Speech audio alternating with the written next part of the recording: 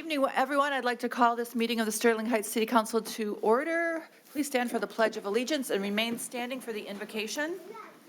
I pledge allegiance to the flag of the United States of America and to the republic for which it stands, one nation, under God, indivisible, with liberty and justice for all.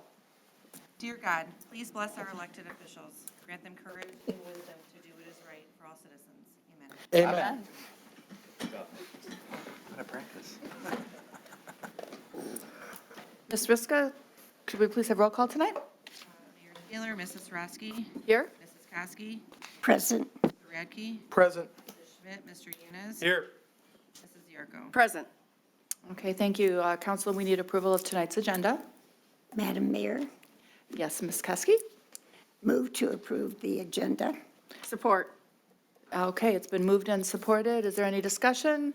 If not, all in favor signify by saying aye. Aye. Opposed? Motion carries.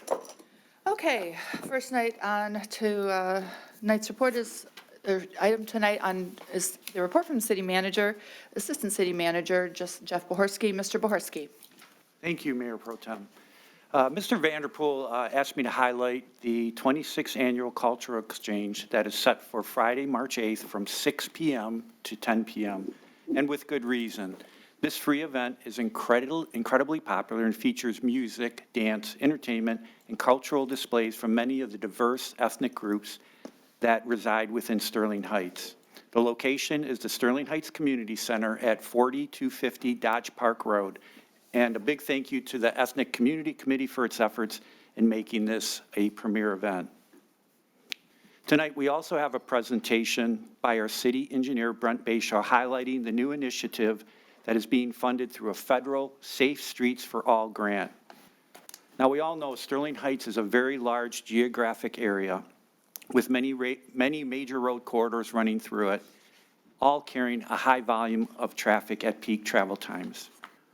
While we do keep really good records on how many accidents there really hasn't been a significant and sustained effort at trying to prevent them, despite the risk of serious injury and property damage.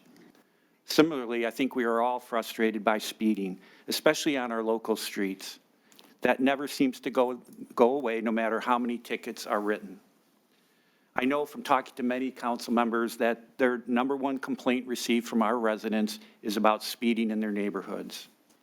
So I'm happy to report that with the award of a significant federal grant to study traffic safety in Sterling Heights, there is momentum to research and implement innovative initiatives to make driving a car through our city safer.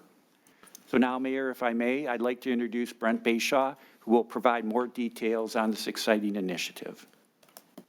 Thank you, Mr. Bohorsky, and good evening, Mayor Pro Tem Sarowski, members of council, Mr. Koszubski, and members of the audience. Yes, as Mr. Bohorsky said, the city's received a large federal grant to study roadway safety in the city of Sterling Heights. The successful application was made jointly by the Macomb County Department of Roads and the city of Sterling Heights, and the program is called SS4A, which stands for Safe Streets for All. And the end product will be a comprehensive transportation safety action plan. So the county and city will be hiring separate consultants to meet the goals that each organization desires. So the City of Sterling Heights plan will contain three primary components. The first of which will be a citywide review of major road intersections and roadways. The second component of the study will focus on the 6-mile-long Ryan Road corridor. And the third component of the study will focus on traffic calming ideas and implementation practices. So, traffic studies and improvements employ many facets of the city, and therefore a committee has been formed to guide the project and place a full perspective on the ideas. The committee includes representatives from the police department, namely the traffic division, the fire department, the DPW, the planning and engineering offices, city management, community relations, and purchasing. Additionally, there'll be a public involvement process once a consultant is brought on board. The committee is off to a great start for the commencement of the study. Ideas have been researched and brainstormed for the three components of the study, and I will go over them briefly. And I'll start with the intersection component of the project.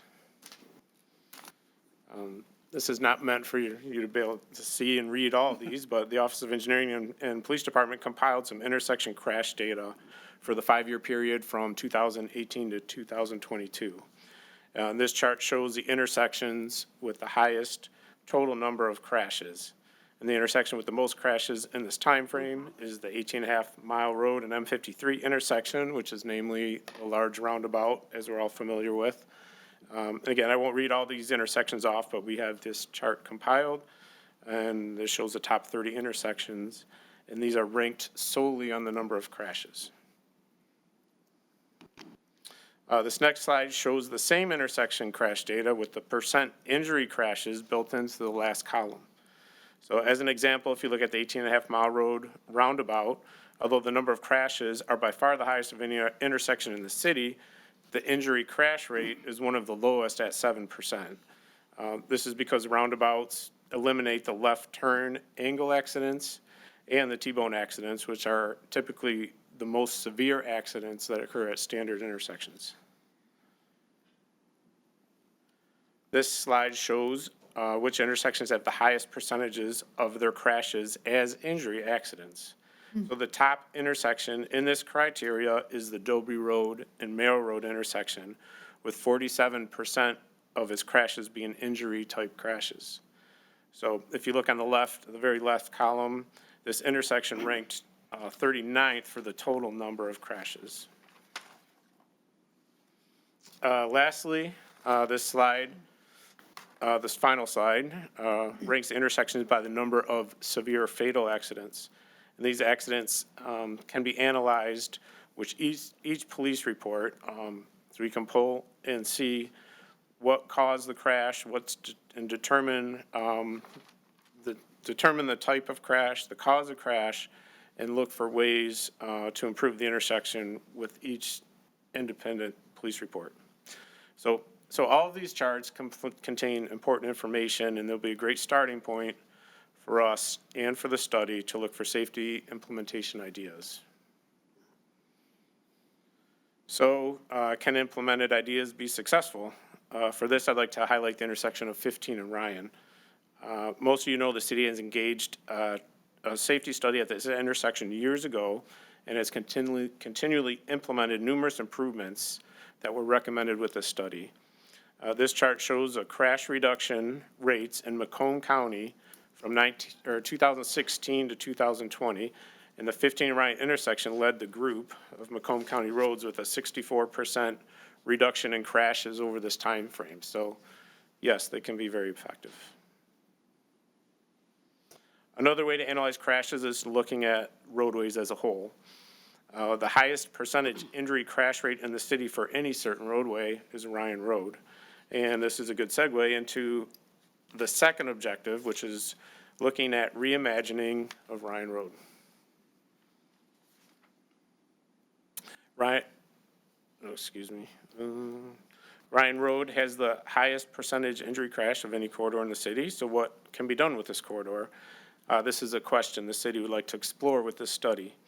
We know that Mound Road has increased its vehicular capacity with the latest improvements, and we also know that DeQuinder Road has increased its vehicular capacity with the 2008 project, which extended the 5-lane cross-section all the way to M59.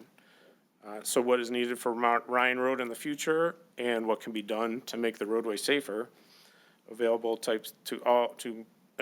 more types of users, and what can improve the aesthetics of Ryan Road and the feel of Ryan Road in this heavy residential corridor.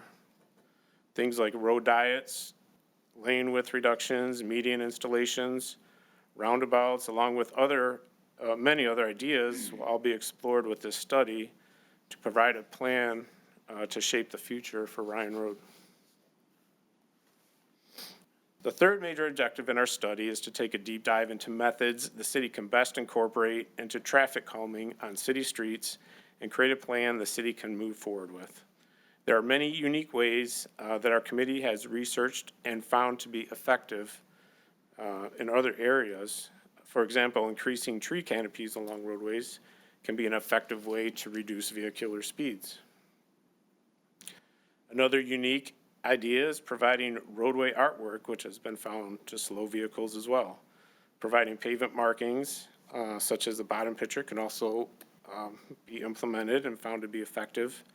And this picture here is of Viceroy, which was recently painted in the southwest part of the city. The installation of medians and neighborhood entrances can also be found to be measured, to provide a measure of traffic calming. And chicanes and curb extensions also have been used to reduce excessive vehicle speeds. Speed cushions and speed humps are also used by many communities for traffic calmings. These are the last measures I'll mention tonight, but there are many more unique and interesting ideas that can be brainstormed, analyzed, and reviewed as part of the study to create a comprehensive traffic calming guidebook for the city of Sterling Heights.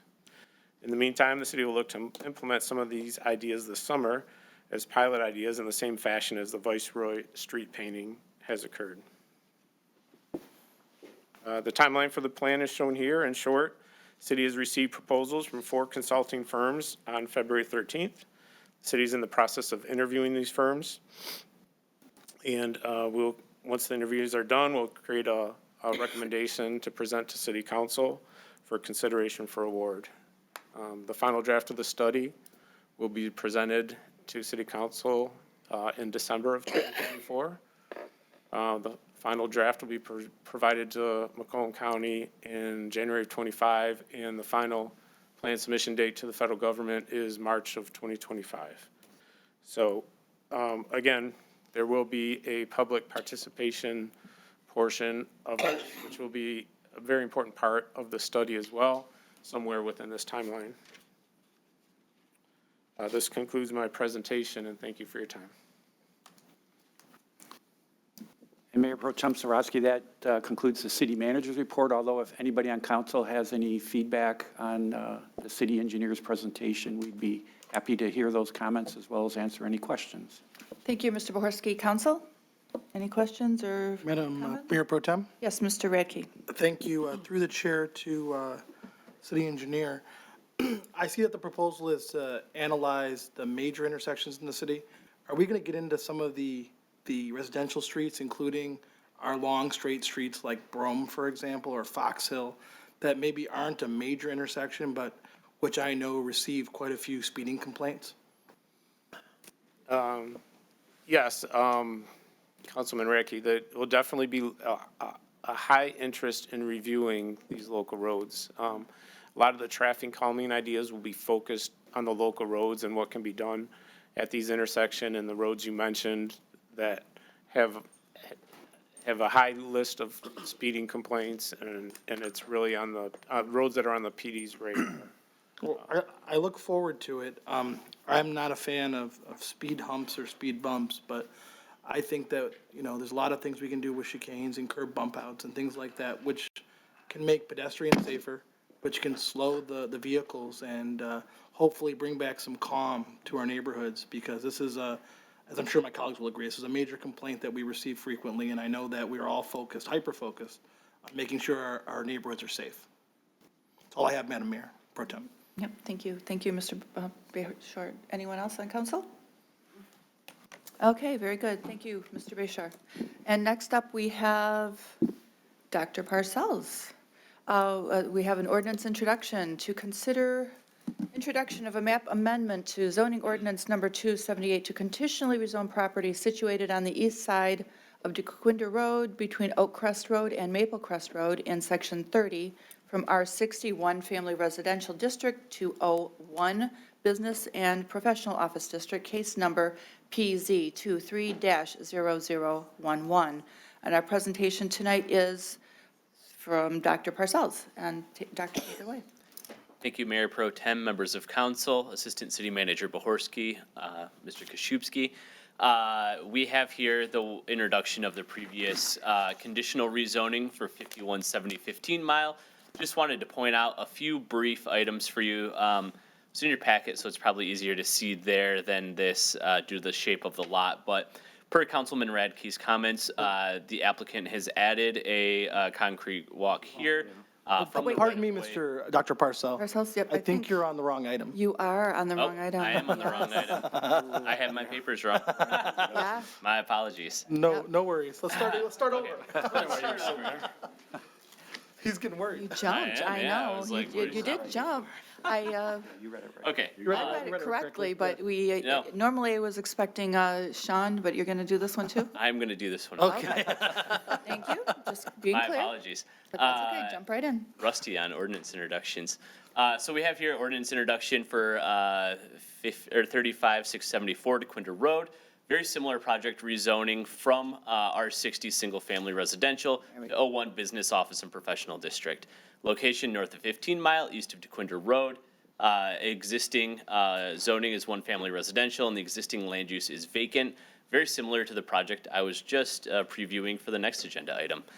You'll see here on DeQuinter, this is a current residential zone property. To the south is 01 office and professional district. To the north, C1 commercial plaza. Master land use plan does designate this as office. This is anticipated to be similar to the uses to the south for use as a medical office along DeQuinter Road. Here's an aerial image. You'll see here there's the one single family home on Oakcrest, and then on DeQuinter Road is the vacant parcel under proposal here. From Google Street View dated October 2022, it's an untreed with very little vegetation parcel, completely vacant. So the applicant's proposing to have a conditional rezoning, as I mentioned, from R60 to 01. The applicant is proposing a 3,600 square foot building, site utilizing a trash bin with no dumpster pad to be respectful to the single family adjacent. 33 parking spaces where 33 are required. It does meet a majority of our ordinance, with the only modification being parking in the front yard setback. Because the property does not meet the size of the traditional minimum lot size for 01. There's a detention pond being located in the front yard along Oakcrest. No vehicular access to Oakcrest is being proposed, and this will minimize the traffic impact for local residents there. And then again, similar to the next project, there is a buffering here of a 6-foot masonry wall being proposed along the eastern property line as required by ordinance. So in our rezoning analysis, the city's master land use plan, currently adopted in 2017, designates this area as an office use designation, similar to the parcels to the south. It's located on DeQuinter. There are medical offices there, demonstrating a need for it in the area. There is a local convenience business district to the north, occupied by a commercial plaza. Office is generally a thoughtful transition between major thoroughfares and residential housing. We see here a continuation of the office use going up on DeQuinter Road. And as I mentioned, it is going to be a little tight with parking in the front yard setback, although the applicant's doing so to be respectful of the housing on the eastern side of the lot. So here's the site plan. Here's the parking that'll be in the front yard setback on DeQuinter, and then here on Oakcrest. Masonry wall will be coming north-south here, separating from the single-family home, which would be located right here. Detention is proposed here on Oakcrest, and entrance would be from DeQuinter there. Concrete walk from the right-of-way on DeQuinter as well, providing pedestrian access. The site will be well landscaped, significantly more than what we're currently seeing on site, which is completely vacant. There is no modifications here from our landscape ordinance, and the Office of Planning is supportive of the landscaping being proposed. Although due to the tight size of the space, as mentioned by council on other projects, there will be no trees here. The masonry wall is here, and then the parking spaces, so there's really not room to fit much dense vegetation there. The building will be comprised completely of glass and masonry, far exceeding our ordinance standards for 50% of durable materials, and the Office of Planning is supportive of this as well. And with this, I'm open for any questions. That's the wrong site as well, but. Thank you anyways. It's Sean's It's a nice fault. thank you. Okay. Sean did it. Okay, thank you, Dr. Parcells. Is the petitioner here? Petitioner is present, Thank you. yes. Would you like to say anything further, or would you just to talk about your site a little bit, sir? Come on up. Tell us your name too, please. Yes. Good evening. Imad Potters with the Futuristic Design Consultant. I prepared this site plan actually maybe 4 years ago, and it was already rezoned. The previous owner passed away, and then he has to sell it and the new owner. But it's exactly, they are adopting the same exact site plan, the same floor plan. They are looking for a new tenant to fit in that building that they are proposing. And I believe we try to comply with the zoning ordinance as much as we can. And of course, working with the planning staff with all recommendations. And really the owner is eager to start construction, hopefully in the summer, if we get approved and go through the building permit process and everything. So everything was mentioned in the rezoning process, the floor plan, whatever we presented, parking spaces, it's the same, and we're trying just to move on this project, and I'm here for any questions to answer. Thank you. Okay, very good. If you want to just have a seat, and then we'll go to the audience. Is there anyone in the audience that would like to speak on this item? Okay, very good. Seeing none, council, we need a motion. Madam Mayor Pro Tem, Mr. Radke.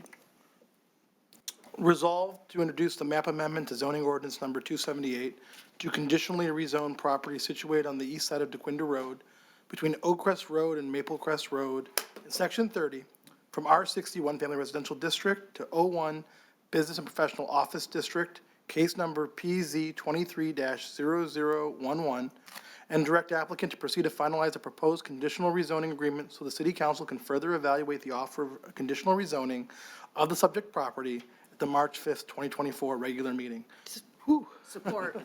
Okay. It's been moved and supported. Is there any discussion? Briefly, Madam Mayor Pro Tem, through the chair to Dr. Parcell.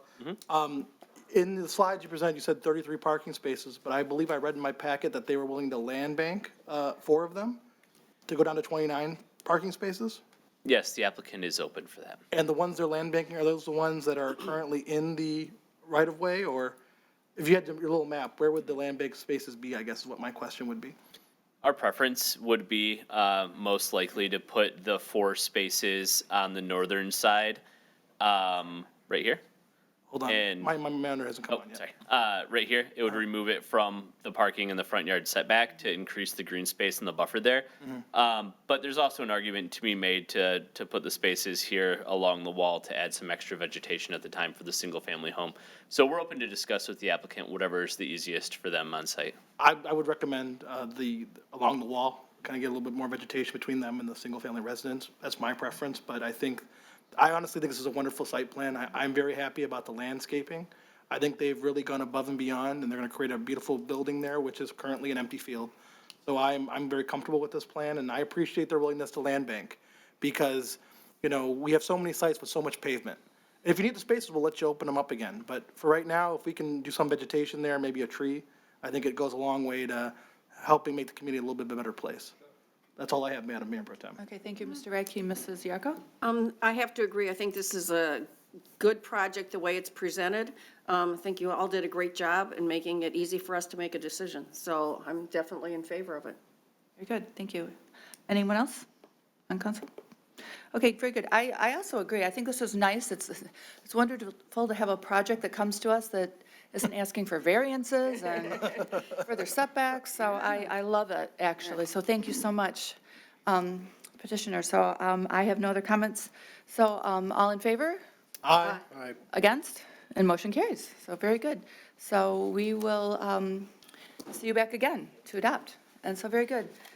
So next up on our agenda is an ordinance adoption, and this is an motion to consider adoption of a map amendment to the zoning ordinance number 278 to conditionally rezone properties situated on the south side of 15 Mile west of Mound in Section 32 from R60, which is one family residential district, to O1 Business and Professional Office District, case number PZ23-001.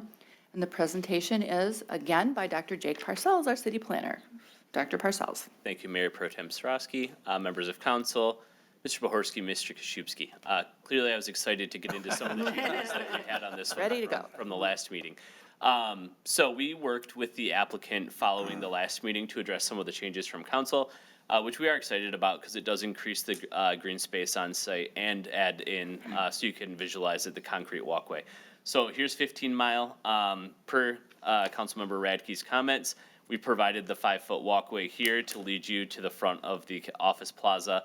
Additionally, they have increased the green area here.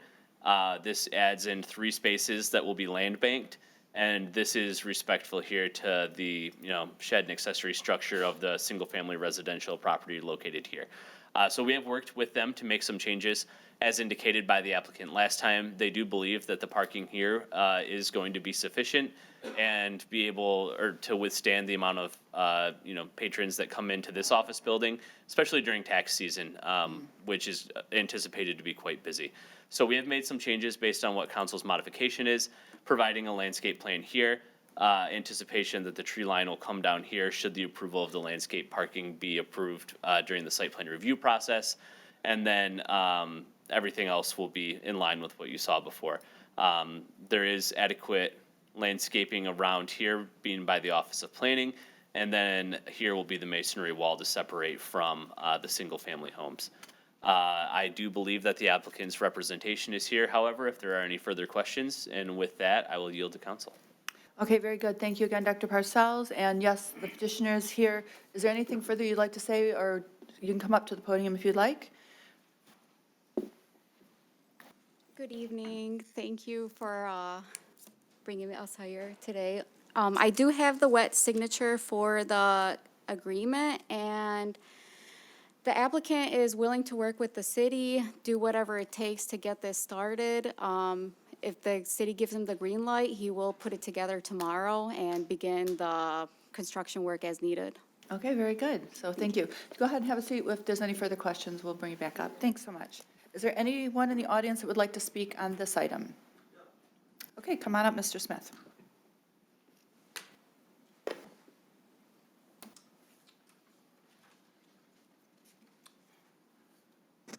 Well, good evening, Mayor Sarowski and City Manager Bohorsky. I'm glad to see Mr. Bohorsky back.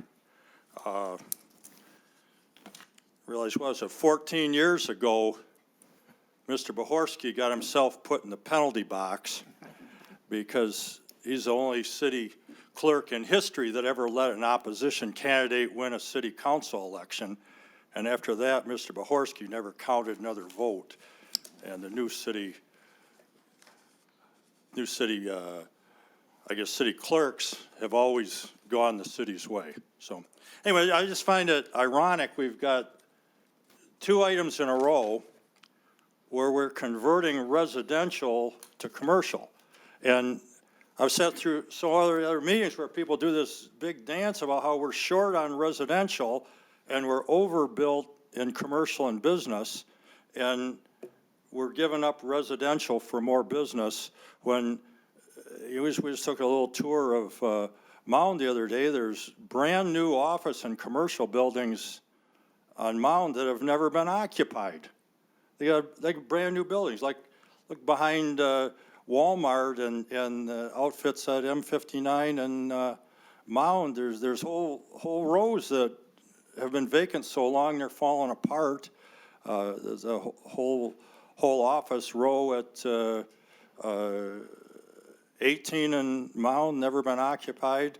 And we talk about the housing shortage. We got 2 items where we're turning housing into more business and commercial. It's just opposite of the position the city always takes.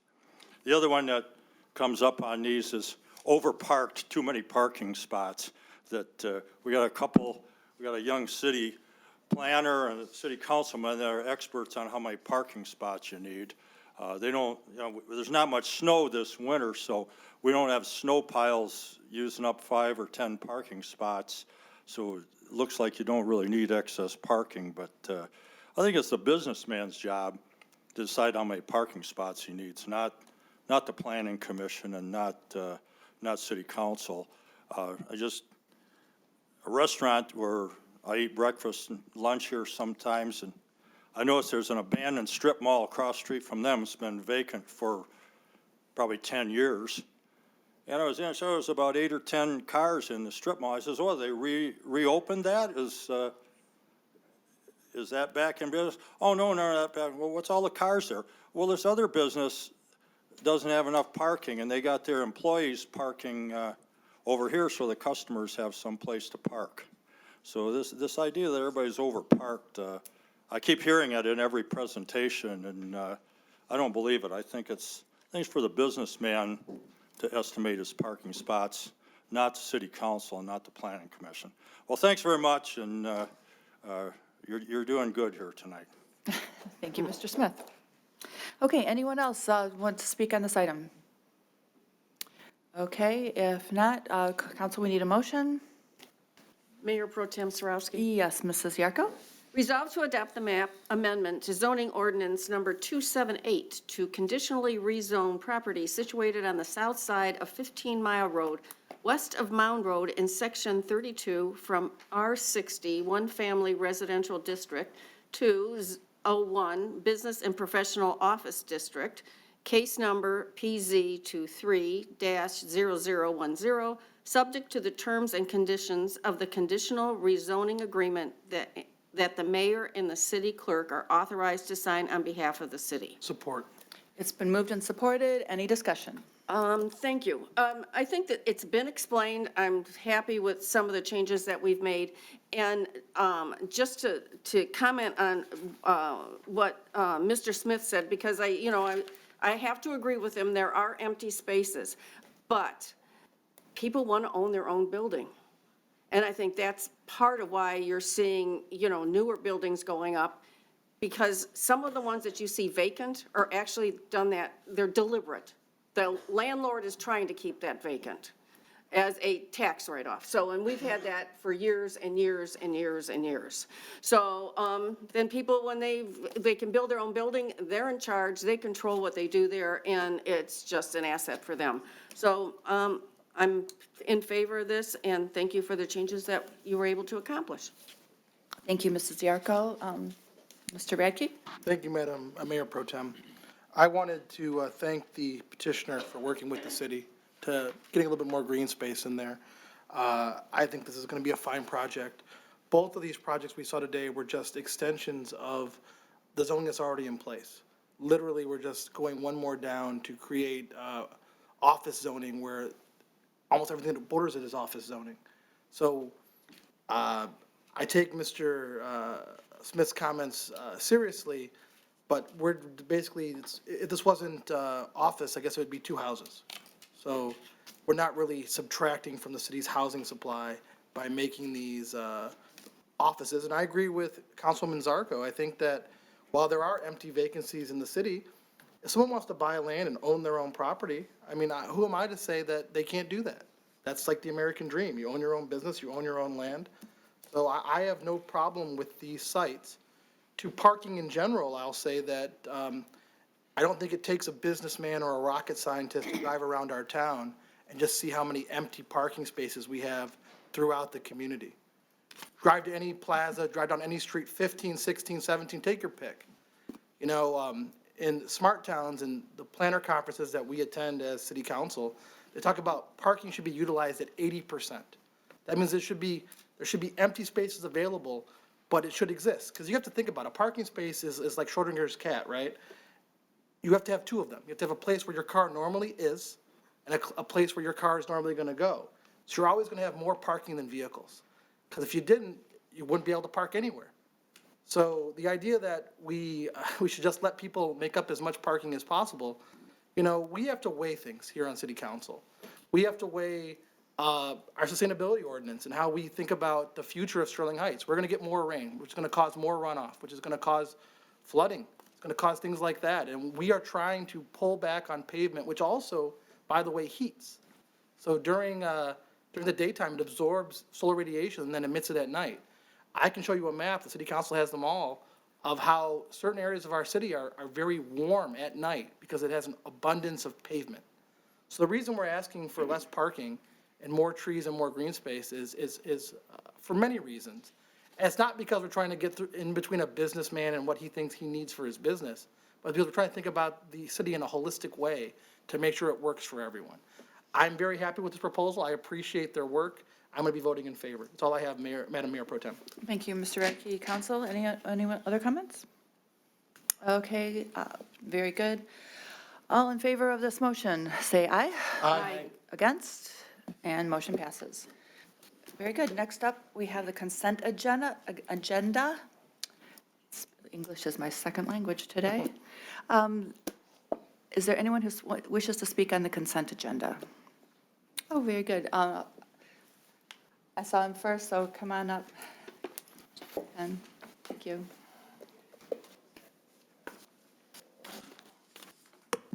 Yeah, this is my public service announcement for tonight. Ken Nelson, Fire Steel Drive, Sterling Heights. Item L on the consent agenda states to set a public hearing to consider the application by MZG Properties LLC for a mixed-use planned unit development, PUD, on approximately 10 acres of land situated east of Van Dyke, south of Brome Drive in section 27 of the city, PPUD 23-0006. For those out there that probably would be a bit confused if they only looked at the agenda, there's no date on when this is going to occur, and there's no information about the 233 apartment units and 5 commercial units that are set to back up to subdivisions on Brome and Van Dyke. So what they're voting on by approving this is they're resolving to set the public hearing on Tuesday, March 19th, 2024 at 7 p.m. regarding the application by MZG Properties LLC for a mixed-use planned unit development, PUD, on approximately 10 acres of land situated east of Van Dyke, south of Brome Drive in section 27 of the city, PPUD 23-0006. That's my public service announcement for tonight. All you people over on in the subdivisions on, what's the name of the street? Brome Brome. and Van Dyke? Yes. Please get ready and gather your neighbors and be here for that public hearing, because usually that public hearing is decided on that evening on whether this will be a successful project. Thank you. Okay, thank you, Mr. Nelson. Mr. Smith?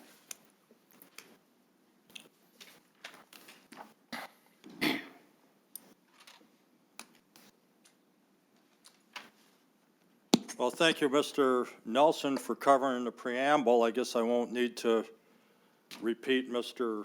Nelson's opening remarks, but this is the same item that has been brought up and discussed before and heavily opposed by the neighbors and resoundingly defeated.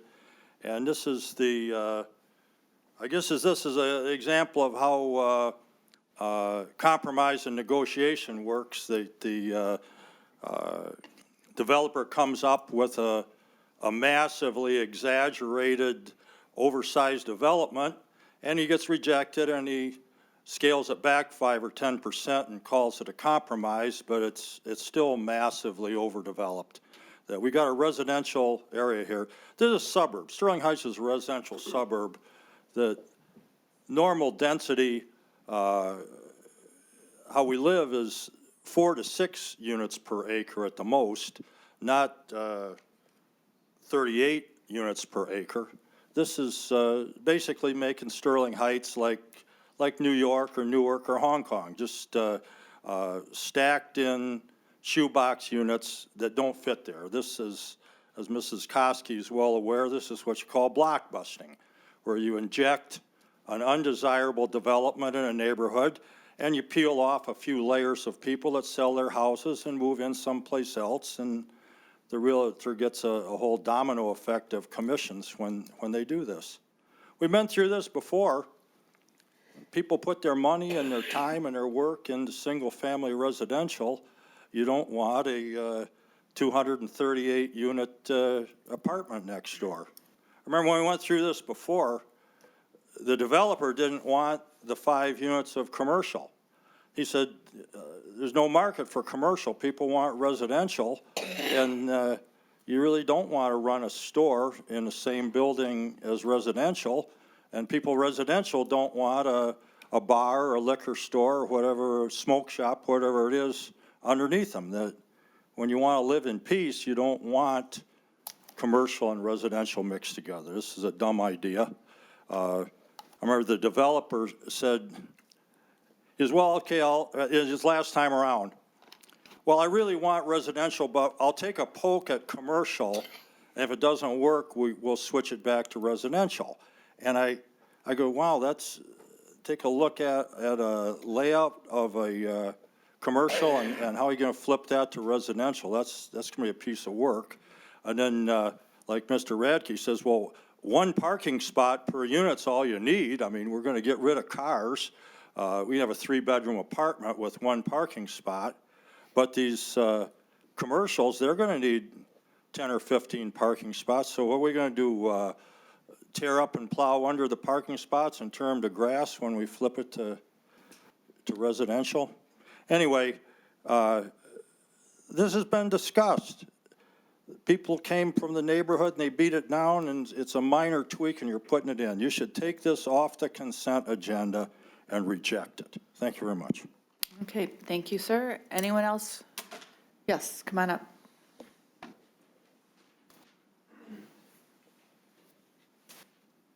Good evening, council members.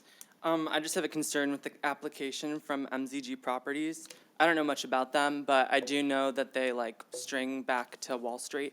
And I just wanted to make sure that you guys are careful with companies that are coming in and trying to raise rent prices and things of that nature, because it could be pushing out pushing other renting apartments and stuff to increase their rent. And yeah, that's it, honestly. Okay, very good. Thank you. Anyone else want to comment on anything on the consent agenda? Okay, if not, council, we need a motion. Mayor Pro Tem, Yes, Ms. Kuski? move to approve the consent agenda as presented. Support. It's been moved and supported. With no further discussion, all in favor signify by saying aye. Aye. Opposed, motion carries. Okay, moving on to the next item up for consideration. It is to consider approval of a memorandum of understanding between the City of Sterling Heights and MAPE Technical Office Employees Union. And we have a presentation by our Assistant City Manager, Jeff Bohorsky, Human Resources, he is also the Human Resources Director, Mr. Bohorsky. Thank you, Mayor Pro Tem Sarosky. So we have 11 bargaining units representing employees in the city.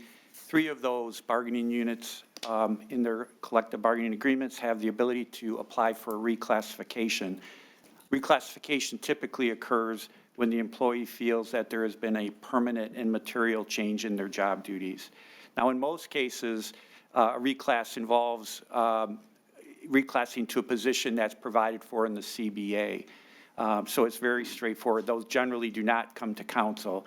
There are circumstances where a reclassification is determined to be not to a position in the contract. When that happens, we're required to sit down with the union representation and negotiate a new job classification, wages, and benefits. So these don't happen frequently, but they do come to you periodically.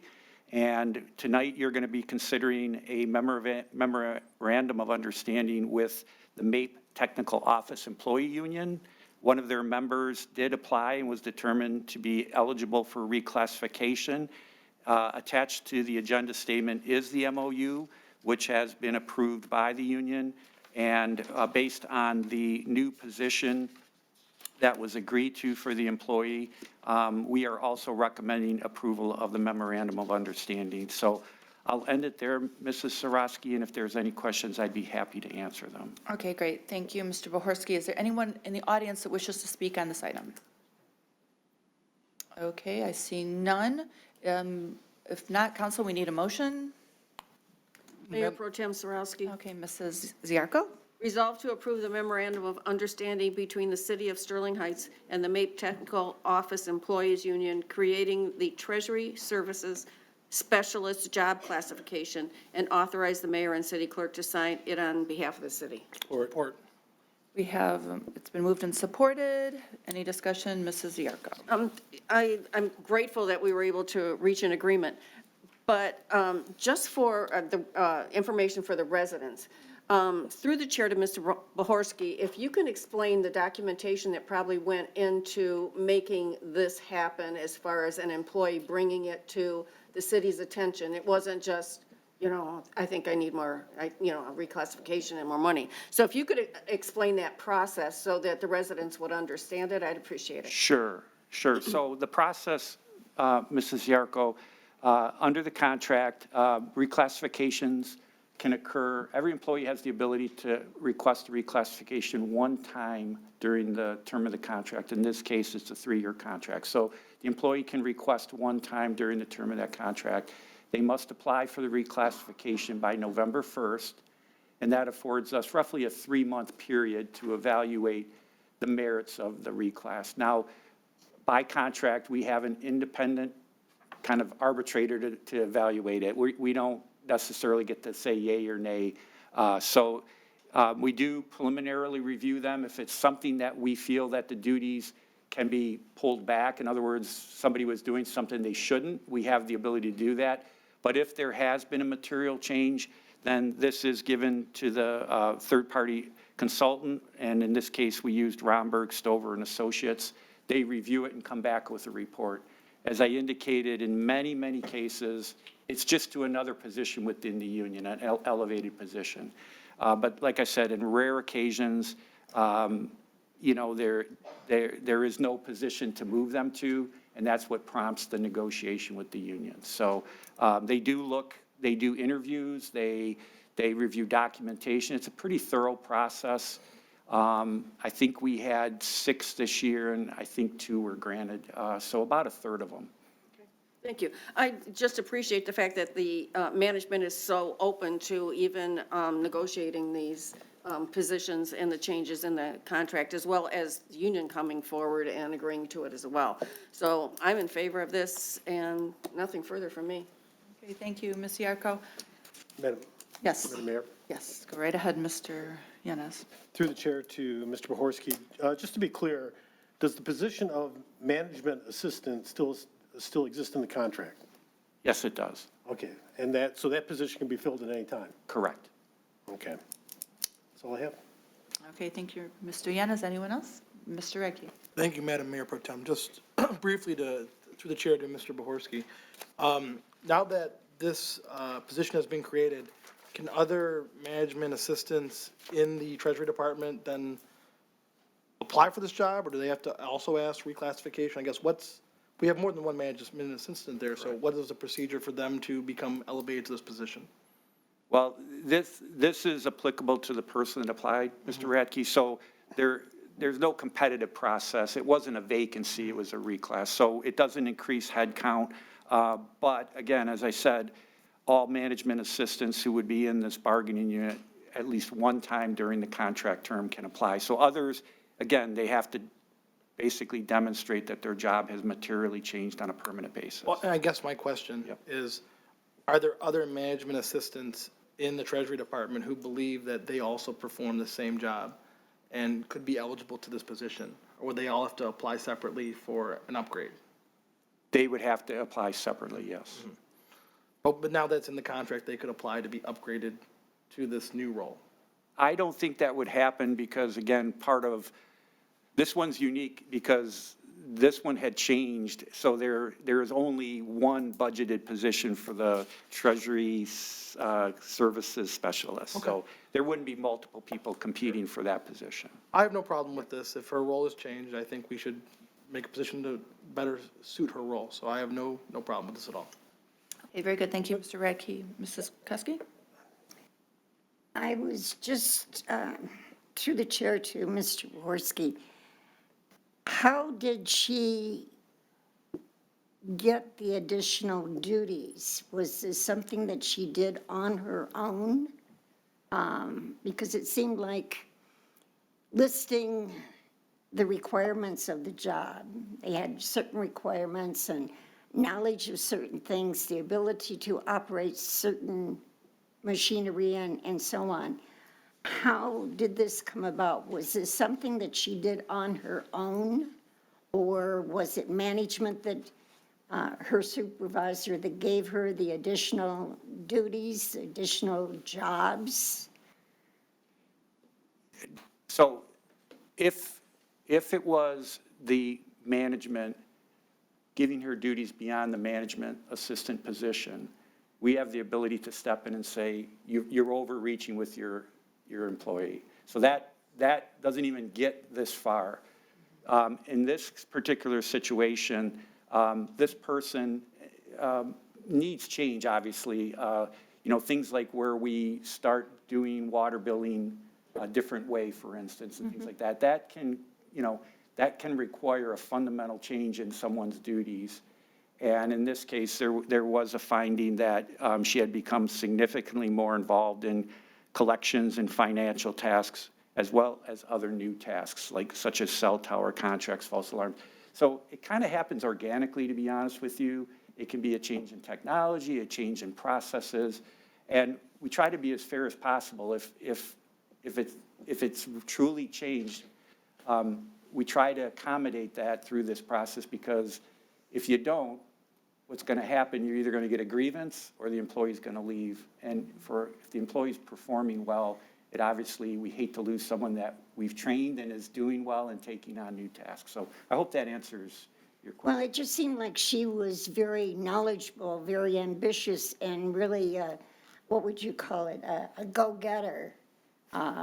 She didn't need really supervision. She just did things that needed to be done. And the additional duties that were pointed out that she was doing are long-term duties. Somebody had to be doing them, like the false alarms for the fire department, like the contracts for cable, the selling of the lines and so on. Those were things that we've been doing for years and years. Somebody had to be doing them. But my question then is, did she take it upon herself to take the additional duties, or did she take on somebody else's duties that they were doing? Or? Yeah, again, it wouldn't be the first example you indicated that she basically independently assumed those duties. That would not be grounds, it never would have got this far, Mrs. Koski, I can assure you. If someone's being given duties that are beyond their job description, that is not the basis for reclassification. We have to, we basically come in and say to the manager or director, you shouldn't be doing that, you are exceeding the job duties. And in many cases, the union is there telling us, why are you asking this particular employee to work beyond the scope of her job? So I can confidently say that that did not happen. The jobs can evolve, like I said, for many reasons, but in this particular case, it wasn't because she independently, went rogue and started doing a lot of job duties that were beyond her job description. Okay, thank you very much. Okay. Madam Mayor, Yes, Mr. Giannis. if I just have a follow-up Okay, very good. through the chair to Mr. Bohorsky. You just said that when Mr. Radke asked you about other Treasury Service Specialists, you said we only budgeted for this one. We didn't budget for it when we approved the budget, so where did the money come from?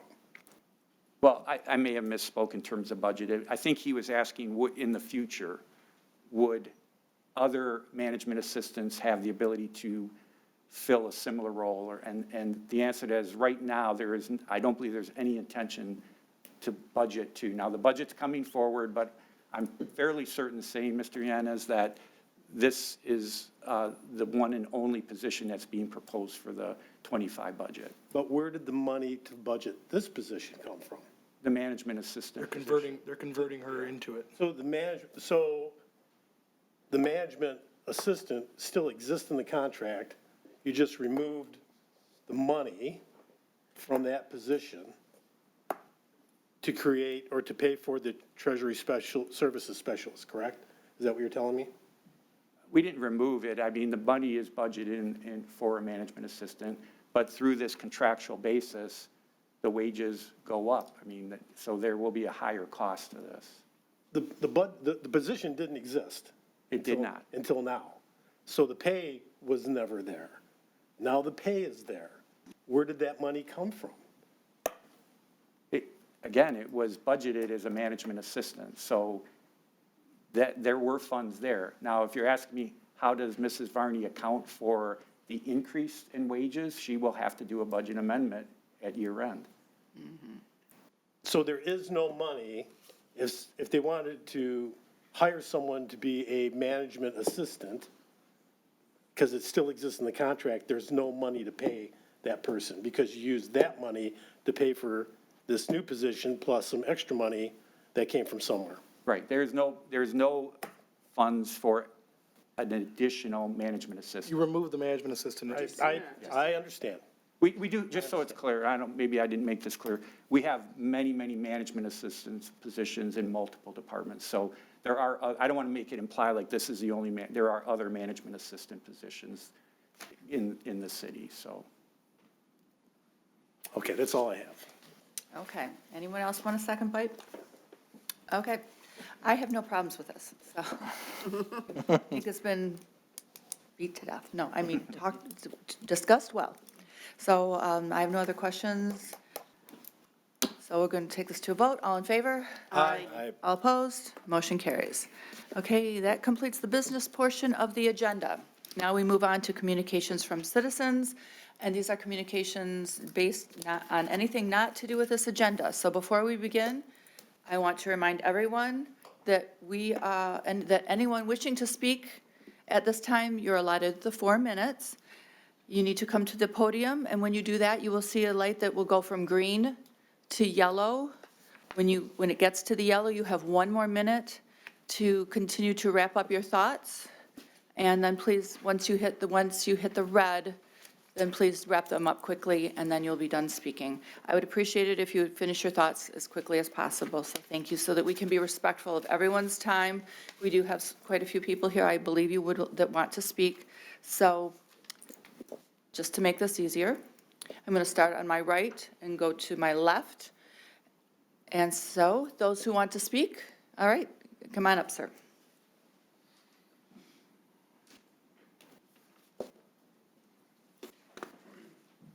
I also came to speak about something. There is still a genocide happening in Gaza and annihilating the children. As citizens and representatives of the U.S., we must speak against this policy and call for a ceasefire. I should again mention that the U.S. has given $240 billion American tax dollars to the occupation so they can do what they need on land that they're gatekeeping from the indigenous. Do you know what China has been spending $240 billion on in the last 100 years? High-speed rails and modern infrastructure from the cities to the rural areas. We could have this money invested in our country, but instead it's involved in a war we have nothing to do with. And if you don't think we have anything to do with this conflict, then you should also be upset that this money is going to a country that doesn't have your interests in mind. Thank you. Ceasefire now. Okay, thank you so much, sir. Anyone else on my right? No? Center. Okay, we'll start with the first person in the front row. Thank you.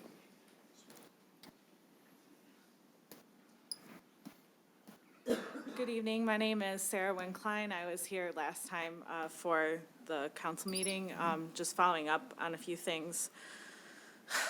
Today, I saw a post that Palestinians and their children in Rafah were eating grass and animal feed to survive. They have no homes to return to. They are cold. There is sewage in the streets. There's no hospitals for the injured. And to me, it sounds like literal hell. I am so lucky to have had lunch today.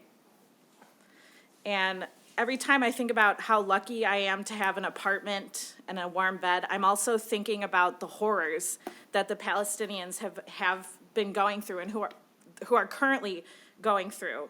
And it honestly scares me. I'm going about my day and I'm thinking about things like what would it be like to be stuck under rubble and you couldn't move, you couldn't be heard, and you died there? Because that's what's going on right now. I'm talking about it and it's happening. And what would it be like to watch a family member get shot and die right in front of you? These things are running through my mind, and they have been since this, I don't know what you want to call it. Some people are calling it war. Some people are calling it genocide. I personally think it's genocide. I'm not afraid to say that. In my research, I don't want to argue that point anymore. So last time we came here, you said that you would help us facilitate meetings, and I've been talking to other members of the community. They said that you haven't gone through with that.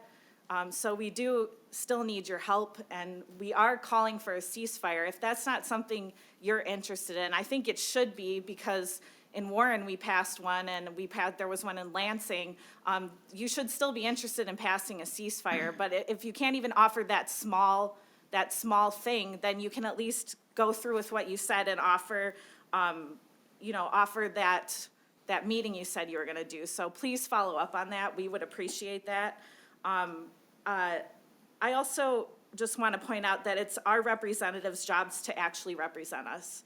And if you do not stand by us, then you do not deserve our vote. And that's just how it goes. I'm not trying to intimidate or threaten anybody, but it's the government works for the people, not the other way around. And furthermore, I'm voting uncommitted in the next primary election because I do not believe in funding genocide. I'm with the Listen to Michigan campaign. You can go to listentomichigan.com to find more about this campaign. The representatives need to listen to the people, and the people have the power to protect each other. And we are citizens of a global community. We don't just live in Sterling Heights, we live in the world, and the world needs our help right now, and that includes all of you. You need to support your citizens. Thank you very much. Okay, thank you. Anyone else in the center? Okay, sir, come on up. Hi, peace be upon you all. My name is Masood Hussain. And, when I think about Sterling Heights, there is two words that's come to our mind. One is diversity, the other is inclusion. It's one of the most diverse city in Michigan. And, when there is diversity, when there is inclusion, along with that, something a citizen looks for is called equal right. And that's what the citizens here are asking to represent, and asking that equal right will please acknowledge what's happening in the other part of the world. And I want to add something, that this is not a foreign issue, because many people living here, also in Sterling Heights, have lost their family, and many could not even trace their family, what is happening there. So, many of the citizens in Michigan have already passed a resolution, what we are demanding, or not demand is the wrong word, what we are asking, what we are requesting. Like Ann Arbor has passed, Canton has passed, Dearborn Heights, Detroit, Ferndale, Flint, Hamtramck, Kalamazoo, Lansing, Washington County, Wayne County, Ypsilanti, and most importantly, our neighboring city, Warren, has also passed it.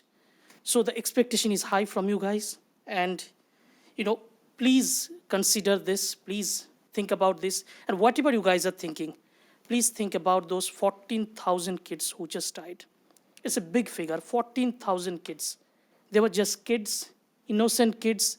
They don't have enough maturity to even decide, and they have been tagged as someone like Hamas. No, they have nothing to do with that. They have nothing to do with the war. They have nothing to do with their nationality. God have just, they were just born in Palestine. They did not, is it their fault that they were not born in America and in Palestine?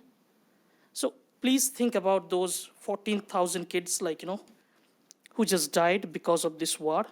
And just repeating what the last speaker said, that we are not happy how US is handling this situation, how US is supporting the war. And as a form of protest, we are voting uncommitted against President Biden in the Michigan primary on February 27, and I urge all of you to do the same as a form of protest. Thank you, and may God bless you all. Okay, thank you, sir. Anyone else in the center? I'm going to take, are you coming up? Okay, you can. Yes, please come on up. I'm going to start and then work my way back. Come on up, please. Hello. So I'm up here along with everyone else, hoping that the Sterling Heights City Council will consider a resolution for ceasefire at some point, and also support your community who are urging for a ceasefire. Yesterday, I voted, and afterwards, I got a message that someone else in this community had 30 people in their family killed in Gaza. My voting didn't stop them from dying. Just like, no one's individual actions can stop, someone from dying necessarily always. But I voted, and I hope that everyone else votes, because our voices, while they don't always matter enough, they do matter. And your voices as representation of your community also matters. And that's why we're asking you to use your voice. Thank you. Okay, thank you, sir. Yes, I know that you're in the back. Come on up.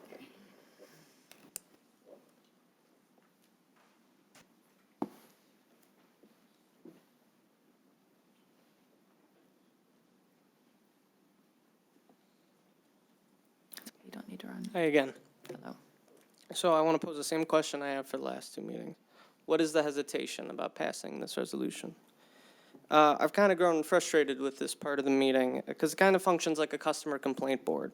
A little bit worse than that, actually. There's no obligation for anyone on the council to have a dialogue with us right here. There's no means for us as citizens to organize ourselves and force a resolution to be presented to the body, or even just to have it be discussed. Despite regularly attending and urging the council to have a vote on this, so far it seems like you're committed to waiting us out or deferring the issue until it goes away. It's worth saying, it seems like developers and other policy advocates have an easier time getting the ear of the council and having their issues and interests be voted on. This is undemocratic. Nonetheless, like someone just mentioned before, a number of cities, including Warren in Michigan, have passed ceasefire resolutions.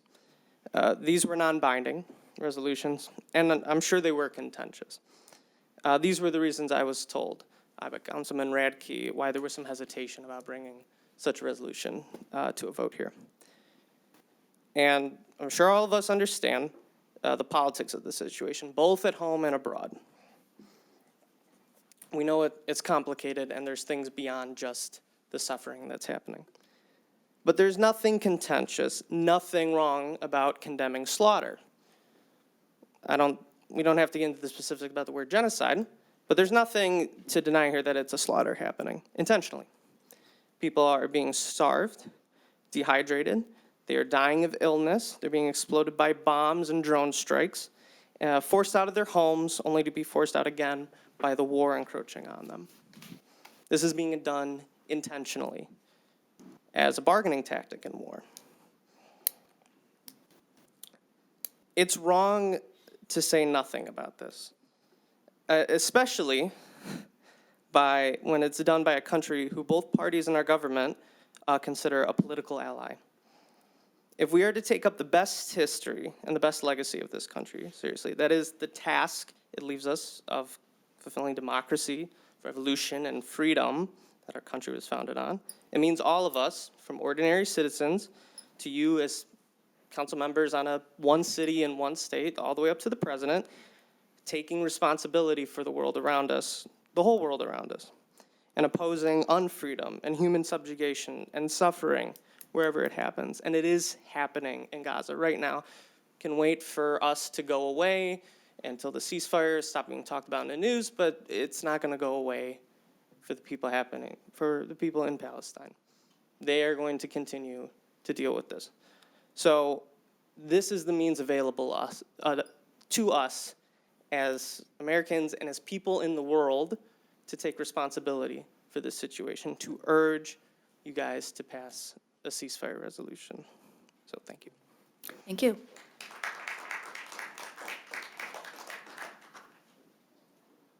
Anyone else in center? Okay, Mr. Smith, oh, you moved, don't forget your jacket. Well, you were on the right, but I understand why you moved, that's okay. The prosecution have a turn at that first. Okay, come on up. All right. Last time I spoke impromptu without taking a look at some records, but this time I'll come back with a little more facts. This stuff's been going on since 1947. In 1947, the British quit being the policemen of India and the Middle East and threw it over to the local people and the UN to take care of it. Israel immediately declared themselves a country and were recognized by the United Nations and the nations of the world. The next year, 2 Gaza governments were organized, and they immediately opened fire on the Israelis. From then till now, there have been 23 recognized wars. And the wars overlap, and there really has never been peace, but there have been a lot of ceasefires. The ceasefires are inevitably broken by the Gazas. That there's, at the beginning of this, there was 200,000 Gazas. Now there's 2.3 million. It's not a high birth rate. It's because militants and troublemakers from the Middle East moved to Gaza because of a handy base to use to invade Israel. And I say these aren't just generalities or things off the cuff. All these things are recorded. The Israelis know the names of who was killed, how they were killed, and when they were killed. We start out with the Avon Bus Massacre, 1970, 12 killed, 25 wounded, 9 of which were children. Lod Airport Massacre, 26 killed, 80 injured. Another one, the Layat Massacre, 29 killed, 68 injured, mostly children. Coastal Road Massacre, suicide bomber blows himself up. See, every time they do this, there's a reprisal, and the Israelis get a reprisal on the order of something between 7 to 1 and 20 to 1. Things fizzle out, and the latest Gaza militant group settles down, and two more come up. This thing isn't going to. It hasn't ended in 76 years, and it's not going to end now. You can keep coming to council meetings. I thought I was mistaken on one thing. I thought the Yom Kippur War was a pretty big deal, but it was really only number 7 on the list of Middle East wars in the last 75 years. I thought it was the big one because it was the one I was in service for, but it was pretty small, really. But as it goes now, and you guys are throwing around generalities, and according to the published figures, you guys have succeeded in killing 23,000 Israelis in 75 years. You don't like Israel? Okay, you've killed 23,000 Israelis, and it costs you 1.7 million of your own people. So just keep attacking Israel. If you haven't learned yet, you're going to learn now. Thank you very much. Okay, Mr. Smith, thank you. Yes, sir, all the way to the back with your hat. Thank you.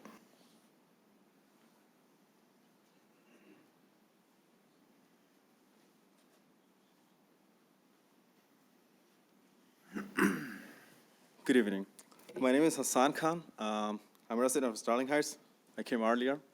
I just wanted to follow up with the previous gentleman, who's going to relate to whatever I was supposed to speak. So let's let him know, or like everyone who is watching or whoever over here, why it's a genocide, why it's the ethnic cleansing than a war. When a war happens, we have the back door to take the safe passage for the kids and the human beings, normal civilians. But this one doesn't have any back door. No one is going nowhere. All the wars, US or anyone been over there, we took the people as an asylum or somewhere supportive. Not this one, not at all. Another thing is like, whatever the money we're giving to that government or anyone, if I go to the simple shop and I buy 2 coffee, I pay $10, I make sure that there is 2 coffee. So if I'm paying this amount of money, I should have some influence of Israel. It's not the other way around. The Israel should have the influence on us. If I'm spending the money, billions of dollars to them, then they should have at least followed one request. Go, sit down, and have a ceasefire. Our government is not applying that. So that is my bad part. Or I would say, like, that's a, what do you call, like a shame part, that we are listening to them, not the other way around. And yes, when you guys say, like, hey, the local is not the important, it's a geopolitical, it's a federal or something. But I go to the kids and I say, like, hey, if your road is broken, go to the city council, go to these people, go to these people. Things happening from the local, then go to the state, then go to the federal. So we are at the local level. And if you guys saying that, hey, my hands are tied up, I cannot do anything, I don't understand why we make the local government then. If they cannot give us anything, if they cannot answer us anything, if they cannot help us to do anything, then I don't understand the importance. We are the people who made the government to help us, not the other way around. You bring us over here to vote you, to elect you, and then listen to you. A few other things that I wanted to say, like, when I look into the moral ground, I feel like I kind of feel good that I'm better than you guys. You know why? Because when the Uyghur Muslim was killing, we came over here. When the Flint war was happened, I was over there. When the Ukraine was there, I was over there. When the Palestine happened, now I'm over here. But I don't see you guys. You are very selective. Oh, I'm just going to there because it's my political career. It's my wish, or it's my, whatever it is, I don't know what drives you guys. Like the mayor was in the Ukraine one. I don't know whoever support him or something, but I don't understand what he's afraid of right now to talk about the Palestine, including you all guys. The few other things that I wanted to say, that whoever watching today in the YouTube, the live channel, I wanted to ask you the people, Sterling Heights is a very diverse city. So the barber I go to, maybe Lebanon. The meat I go for, the shopkeeper is from maybe Iran or Iraq or something. So my question to you, like everyone who is paying the tax today, who is watching and like looking at the TV and thinking, I have nothing to do today. How long is gonna take this government or Israel or anyone to come after your country? Today you are sitting, it's like, oh, it's not my business because it's not my country. I'm from Lebanon, there's nothing happening. I'm from Syria, there is nothing happening. Or I'm from somewhere else. But it is Middle East. It is, if you're not talking today, if you're not coming supporting today, and it's only showing like few Muslims or few residents over here, then I think like it's a shameful thing. Like you guys need to think about it. And all the city council members over here, all the elder generation, I wanted to ask you guys, what are you gonna answer when your grandkids or your kids asking, Dad or Grandpa, there was a war happened in 2023, or which has been doing so long, and what did you do? Did you ask yourself that question? Please ask yourself. When they ask, what do you answer? Finally, what I want to say, please pass the resolution, at least that you can do what is in your hand. Having a meeting with the officials you guys promised, please facilitate it so people are not frustrated. If we can vote for uncommitted, show our commitment towards the federal government, we can show the same things towards. And thank you very much for listening to me. Thank you very much. Anyone else in center? I'm going to start with you in the front, sir. Yep. You can bring him if you need to. Wake up, this is our time. You're doing a good job. Hello, everyone. This is Mohammed Zaid and Zaidan Zaid. And we are residents of Sterling Heights. Say hello. Hello. Hello. Okay. So my family is from Palestine, Jaffa, which is now illegally occupied by the illegal occupation, now known as Tel Aviv. I can't return back to that land. You know how many times I've been told, go back to where you came from. I was born here, 1984, at 2:43 p.m. in Rochester Hills, Crittenton Hospital, no longer around, right? Okay, but I am a resident of Michigan. Here I am, United States citizen. I've been outcasted numerous amount of times. Again, my name is Mohammed Zaid. I applied for the USPS, 2008. You think I got an interview? I passed with flying colors. I flew out to New York, right? I expected dignity, respect. I got none of that. Not even an interview. You know how many job interviews I've been into? Too many. Walk in, as America taught us, head held up high, dignity, respect, integrity. Demand it, own it, assume it. I got none of it. But I did not give up. I ask for you guys not to give up on Palestine. Do not. There are men, women, and children being stripped naked, raped, tortured. Excuse me, my son. There's blood everywhere. If you don't ask for a ceasefire, the blood is on your hands. This is my heritage being erased. I will not forget. He will not forget. My offspring will never forget. We went from Jaffa to Qalqilia, from Qalqilia to where? Urbid refugee camp in Jordan. Urbid refugee camp. Why? Ask yourself why. Because we were being ethnically cleansed. We were being displaced off of our land. It's not hard to say you don't condone these actions. Remember this, when you go to sleep at night, those children, they're up here. They are waiting for you guys to speak. Think about them. Don't let them be erased. Our history is gonna haunt us. Don't be silent. Speak on it all. Come to an agreement. If they have a meeting that they're asking for, facilitate it. Do it. I want to join. I want to come. I want to be a part of the council. You guys are inspiring me to be out here. I don't know if I'll get elected. By God's will, maybe it'll happen. I'll put my name on the ballot. I want clean water. I shouldn't have to test it. I should know that the city is doing right by me as a consumer, as a taxpayer. So for Palestine, can we do the same? Facilitate? Can we ask for the ceasefire? Can we present a flag maybe one day out there on the flagpole as we facilitated for a particular affiliation? We had the flag flying high. We can't even do that for Palestine, people that are being murdered, slaughtered. Excuse me, my time is over, but God bless. Free Palestine. Thank you. Thank you. Thank you. Okay, any further people in the center? Okay, making my way back. Hi again. My name is Joanne. I am a Christian Palestinian from the village called Taibe Ramallah. In the Bible, it is known as Ephraim. My village is not safe from illegal settlers either. It's the only Christian village left in Palestine. What people don't understand that for thousands and thousands of years, Muslim Palestinians and Christian Palestinians are one hand, and we will always be one hand. Palestine is our country, and we love it. But America is also our country, and I come from a family full of veterans. Now, I can't help but wonder. My children come home from school with letters from the administration, and when you turn it over, it's all translated in Arabic. And I think that's awesome, because my mother, who is an immigrant here, can understand it better in Arabic than she can in English.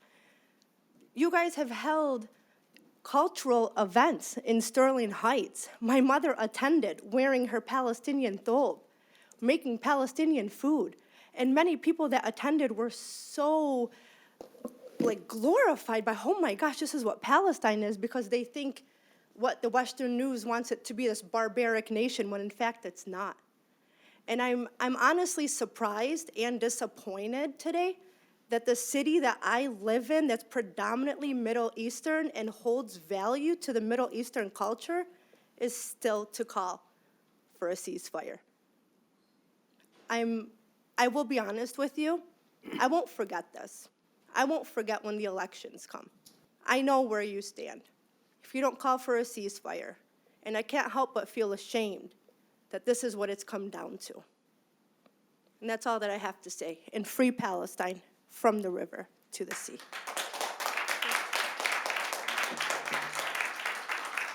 Okay, thank you. Anyone else from the center? Okay, ma'am, I'll start with you.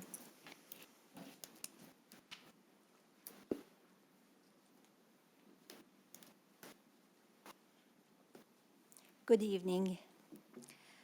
My name is Suhair Ghanam, and I'm also a Palestinian American. And I'm here for you so you can consider passing a resolution for a permanent ceasefire.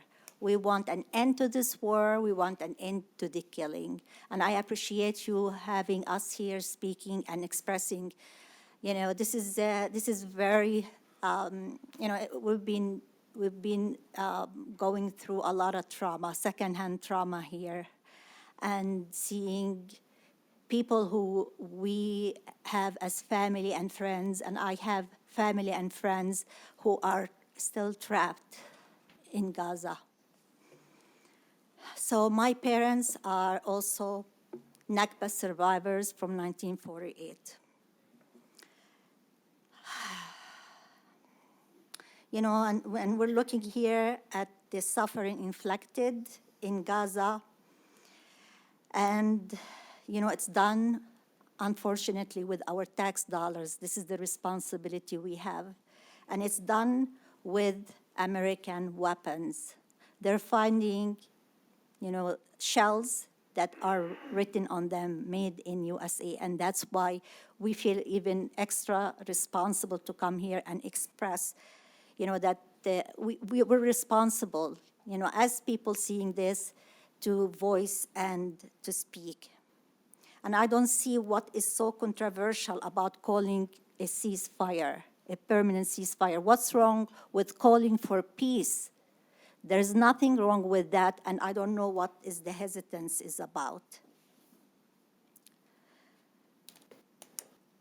Being silent is a choice we are making, you are making, and it is to be complicit when you are silent. Not speaking for peace is speaking for war. You don't be neutral when a genocide is happening in front of your eyes with our tax dollars and weapons. It is just dehumanizing the people in Gaza when their plight is ignored and when your silence in your mind is justified. This is dehumanization of Palestinians' lives. Their lives doesn't matter. If this is happening to Israeli kids, I don't think anyone in this country will be silent. War crimes have been committed by Israel in Gaza. Countries around the world and the International Court of Justice are investigating the genocidal acts. The conditions on the ground is beyond horrific. And the hospitals, doctors, and patients are systematically being ignored and targeted. 100 doctors were arrested 2 days ago in Khan Yunis. So I just want to finish with a quick piece of poetry by Mahmoud Darwish. He says, as you sleep and count the stars, think of others.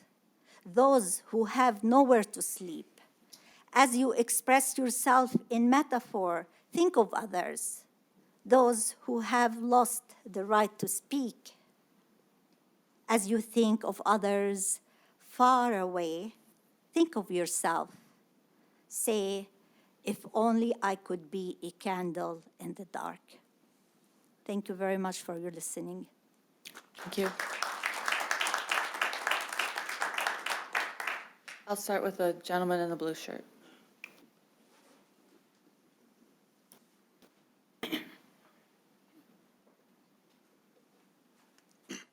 Hi, my name's Jim.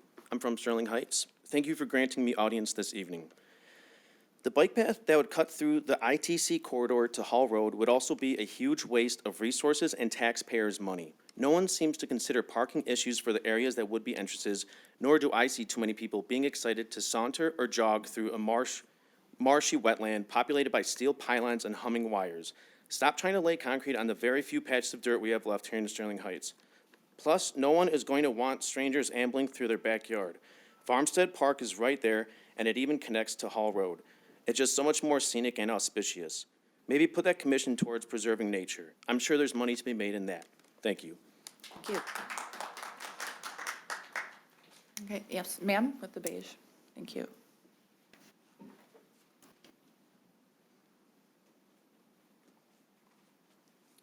Thank you, Mayor Pro Tem. I have to just say that I am enjoying this meeting.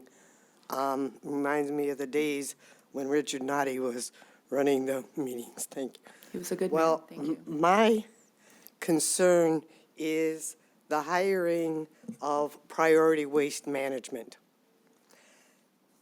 Was there a meeting or some way that the citizens voted for this? Did the citizens vote to have priority waste management pick up garbage for us? We don't do a back and forth, ma'am, but we can get you that answer for you. You what? We can't do a back and forth conversation with you, Oh. that's our rules, but we can get that answer for you and talk with you about it after the meeting or even at the end of the meeting. Okay. Okay. Well, I'm assuming that, I'm saying that hiring them was actually violating our rights as homeowners. We are not allowed to put garbage on the street as we see fit. And that would be a violation of our rights if we didn't vote on it. We don't live in a sub with an association that makes rules. We'll be forced to use these big plastic containers that clutter up our yards. I don't live in a large house. Few houses have the bins. That's their choice. Many of us reduce, reuse, and recycle and have very little garbage. We don't need these big bins. Now, Mayor Taylor in here says that it's pleasing to the eye to see matching garbage cans. Well, it's inconvenient in my neighborhood with small houses. I can't speak for those living in big houses, but that's not my idea of beauty, is having matching garbage cans. Mayor Taylor said, I wish he was here to hear this, but says that priority waste management has a great reputation. Not a good reputation if you use the reviews. Did anybody look at the reviews for that company? Oh, you can raise your hand if you read the reviews and voted for them anyway and took away our rights to see, to put the garbage out as we see fit. There were 5 stars. However, those were all for people that used roll-away dumpsters. Are we using roll-away dumpsters? I think we're using bins. Oh, there was many more 1 star. Here's some of them. They make promises they don't keep. They have issues with customer service. The priority tells them, we'll get right on it, but they don't. Several say that in East Point, they put the garbage, yard waste, and recycling in the same truck. The bins get tossed over, left on their side, left open. Priority messed up on accounting and tried to bill them twice. Raised the price 3 times. $85 per ton to the general public, which is more than twice anybody else's tipping fees. My question is, do you have a system in place in case we have these kind of experiences with priority waste management? There's still time. I trust you, City Council, to protect the environment. I don't see that happening at Dodge Park where the native grasses and nettle has been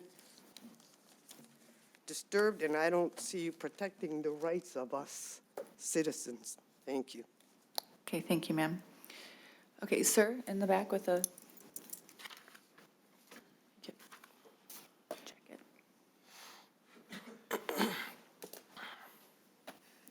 Good evening. Thank you for having me. I appreciate it. Thanks for your patience as well. My name is Shahriar Rahman. I work, it doesn't matter where I work, I guess. I echo all of these speakers, and they have already said, what I was going to say, to be honest, but I will add on to that. I'm paying my taxes, and my tax dollars are, whether I like it or not, it's going to, some of it, a portion of it is going to Israel to fund, obviously, their free healthcare, free education that they get. And over here we struggle paying for healthcare, paying for education. And we're gladly just giving them money. We're gladly giving them fund away to have free healthcare, free education for their citizens, having nice roads, something we don't have. So I'm pretty upset about that. And obviously I stand before you today to advocate for a resolution calling for a ceasefire. And the reason is simple, the ongoing genocide. It's not a conflict, but a genocide inflicted upon the Palestinians since 1948 by the Israeli diaper force, actually, I like to call them. They recently had a diarrhea issue. So this obviously resulted in severe humanitarian consequences, particularly impacting women and children. And that's what we're here for. We're humans. We want the children to be safe, just like you want your children and your grandchildren. So obviously it's heart-wrenching to witness the devastation, of educational, religious, and medical establishments by the Israeli diaper force, as I like to call them. And not to mention that, compounded by the fact that our tax contributions are directly connected to these events. We invest in our city's infrastructure, and obviously the contrast with the situation overseas is profound and very distressing. The reported casualties, many of whom are the most vulnerable, are a call to action for those of us with a conscience. It's time for our city to align with the values it professes: humanity, safety, standing against genocide and oppression. We must advocate for the protection of all children and join other cities in Michigan that have already taken a stand. So let's be on the right side of the history and support a ceasefire resolution. I do implore all the council here for compassion, justice. Let's pass this resolution and get it on the agenda moving forward. Again, what's the hesitance?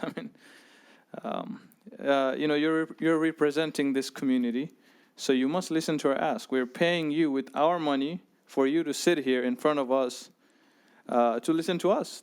Think about your role. Asking you to pass this resolution, use your power that we gave you to be on the right side of the history. We're not asking you to solely solve this genocide that's happening alone, like Sterling Heights is gonna solve something here.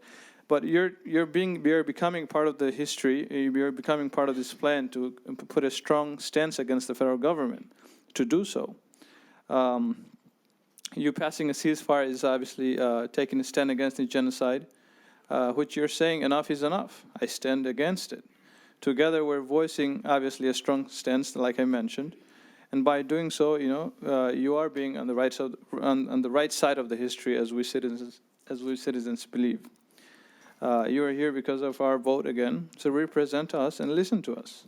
If not, our votes will go somewhere else and to someone else who will listen to our asks, and that's just how it works, and you know that very well. Thank you for your time and your patience. Thank you. Thank you, sir. Anyone else in the center? Sir with the orange hat, please. Yes, you. You're the only orange hat. I know. You didn't know that.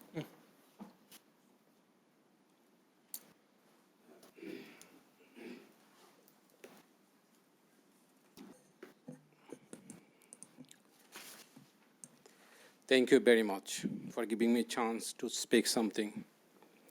My name is Shamim Ahmad. I work as a senior environmental engineer for the state of Michigan to protect Michigan public health and environment. We work day and night. Especially my specialty is air quality. So we make sure that the air we breathe is safe for us. Can you imagine right now the air quality in Palestine when thousands pound bomb dropped in small city in Gaza? I don't like to give a speech. I'm telling you few story. Number one story. I have seen a video today in the morning. I have seen a children eating grass because he has no food. When I have seen this video, I was thinking my kids, I have 2 years boy. Can you imagine how horrible and dreadful situation right now in Palestine? We all are human beings regardless of race, religion, and origin. Let me tell you my second story.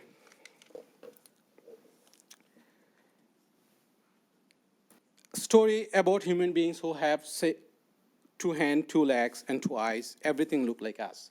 But right now, they don't have a home, food, medical facilities, and overall, no safety and security.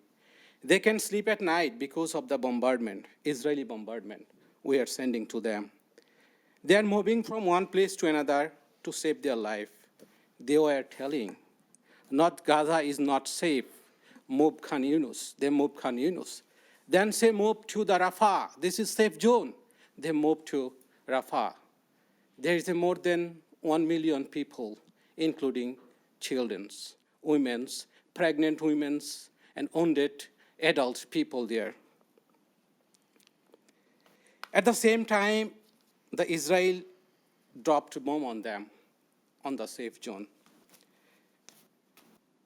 I want to add some more things. 2.3 million people who live in Gaza, including 1 million children. As we already know, 2.3 million people have been displaced from their home. Not only this, but around 70% of houses, infrastructure have been destroyed, including hospitals, school, church, masjid, nothing left. More than 30,000 people have been killed by most modern human-made weapons. We send them. More than 10,000 children have been slaughtered by Israeli bombardment. I'm repeating, more than 10,000 children have been slaughtered by Israeli bombardment. Not only this, more than 17,000 children, they don't know where their parents live. They're orphaned right now. Right now, 1 million children are dying in Rafah. They don't have food, homes, or medical facility. They want nothing but to stop the war. They want to go to school. They want to play with their kids. I am urging every individual to work together to stop the genocide in Palestine and protect Palestinian children's lives. I want to tell you that no one is permanent in this world. After 100 years, we won't be in this world, but our action will be a murder. Martin Luther King said, if you can fly, then run. If you can run, then walk. And if you can walk, then crawl. But wherever you do, you have to keep moving. That's the reason I have joined this meeting. I know I have no power, but I can at least try, at least speak. We all are requesting, please pass the resolution ceasefire now to save the children and execute two-state solution. Recognize Palestine is a state. Thank you so much. Thank you for your time, and thank you for listening to me. Thank you again. Thank you. Okay, I do ask to please remember to keep conscious of time, but yes, sir, come on up.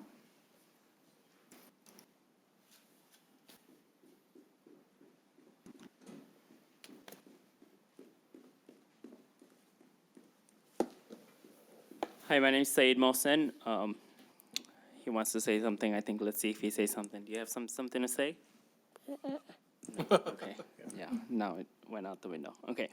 All right. So I'm here just to. I have to address this because if I hear something, I have to say something. So there has always been peace in Palestine since 1516 to 1916, before British took over.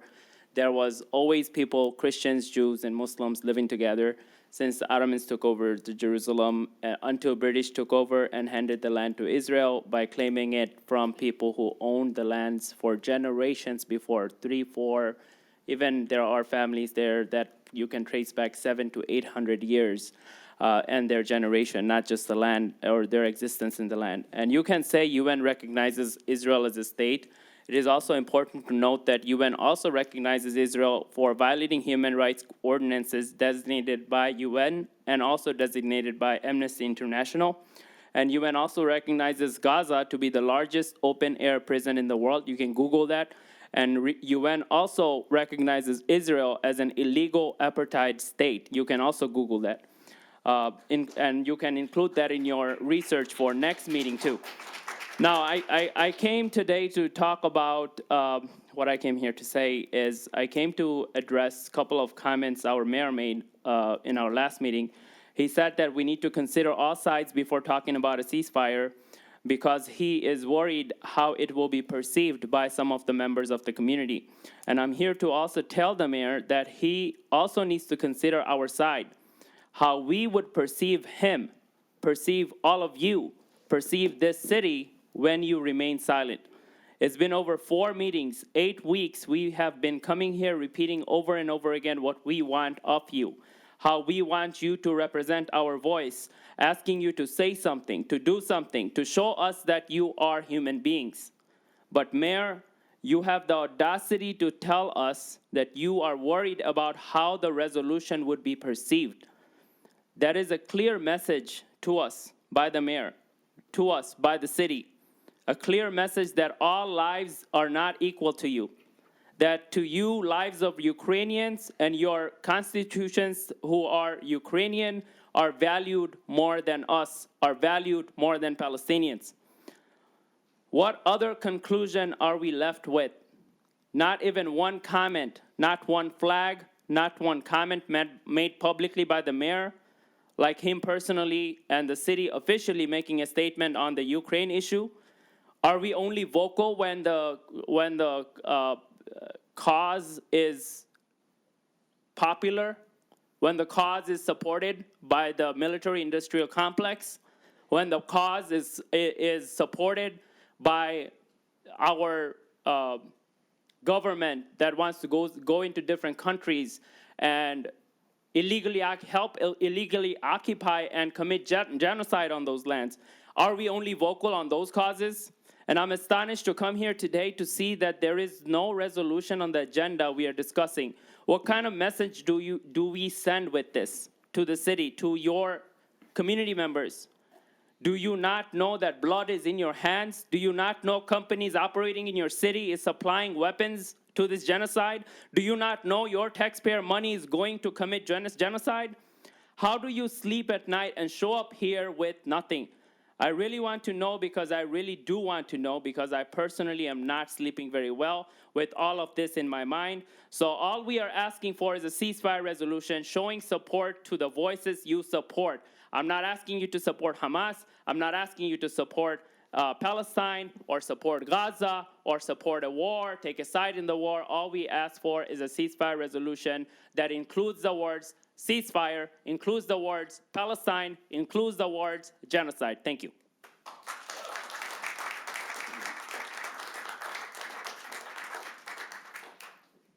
Thank you, sir. Come on up.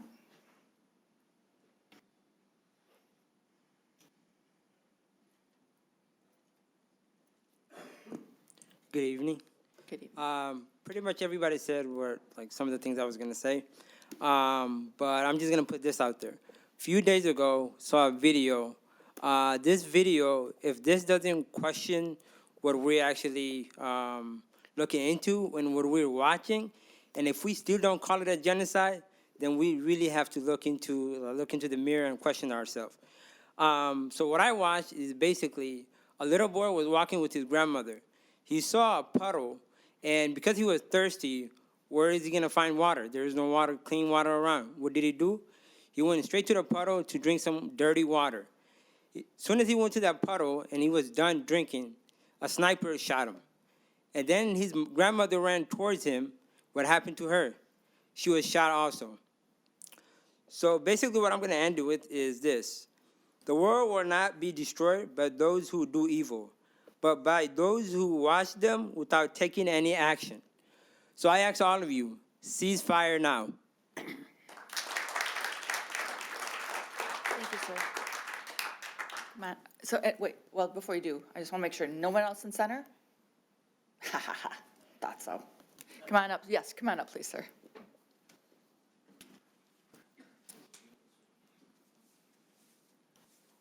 Hi, everybody. A human being is a human being regardless of his race or religion. 29,000 plus has been killed by Israelis up to now. I'm not sure what you're waiting for. Are you waiting for 1 million to be killed or what? 29,000 has been killed up till this moment, and still it's counting. Every one of these has a story, has a family, has friends, and he has had a life, but not anymore. You should call for ceasefire. Ceasefire is the least that anybody can do. We're not asking for anything else, just ceasefire. Thank you. Thank you, sir.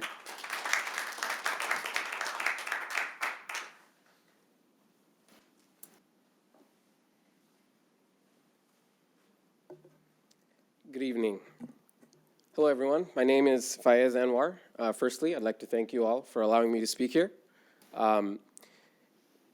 Thank you for allowing the citizens of Sterling Heights to come out here and voice our opinion. We appreciate it. We appreciate your patience. Please note our persistence in this matter. So I want to set the stage a little bit, right? As the U.S. shamelessly vetoes a permanent ceasefire on the global UN stage, a child, a little girl, sits on the rubble of her house, not knowing where her parents are, not knowing where her grandparents are, crying with just an empty can, waiting for somebody to give this child water. This is literally what is being shown to us. This is one of the first genocides that's being live streamed. We're all able to see this, and we are all shamelessly failing our Palestinian brothers and sisters. So that being said, obviously I'm here to ask of you to call for a permanent ceasefire resolution. That being said, I also want to bring up an issue that I've seen online. And, as you know, whatever you do on social media is publicly available, right? So, there are certain members of the city council here who I would like to, directly say to them that we are not stupid. We are not, the dumbest people you can imagine, right? To want to not send money to Israel doesn't mean that we are the dumbest people here. Okay, hopefully my point went across to this individual. Anyways, I'm here to call for a permanent ceasefire resolution because this is a humanitarian crisis. This isn't about religion. This isn't about ethnicity. When it was Ukraine, everyone jumped and everyone did the right thing. We're failing the Palestinian people over and over again. As to how it would show up in the media, how your careers will be affected, well, the people aren't asleep. We are not stupid. We are not dumb. We are brave. We can easily go back to our houses and be in our heated rooms and do whatever we want, but we're here, even though a lot of us, most of us, are not Palestinian. So we ask you again to understand our position and understand why we're here week after week, asking you guys to pass a permanent ceasefire resolution. Thank you. Free Palestine. Thank you, sir. Anyone else on my left? Come on up, sir.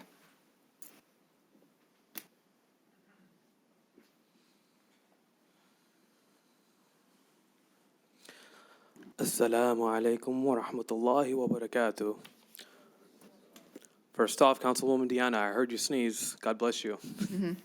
Secondly, Councilmember Yanez, you are our most vocal opposer. As I implore with these stanzas, I'd like to thank you for your candor.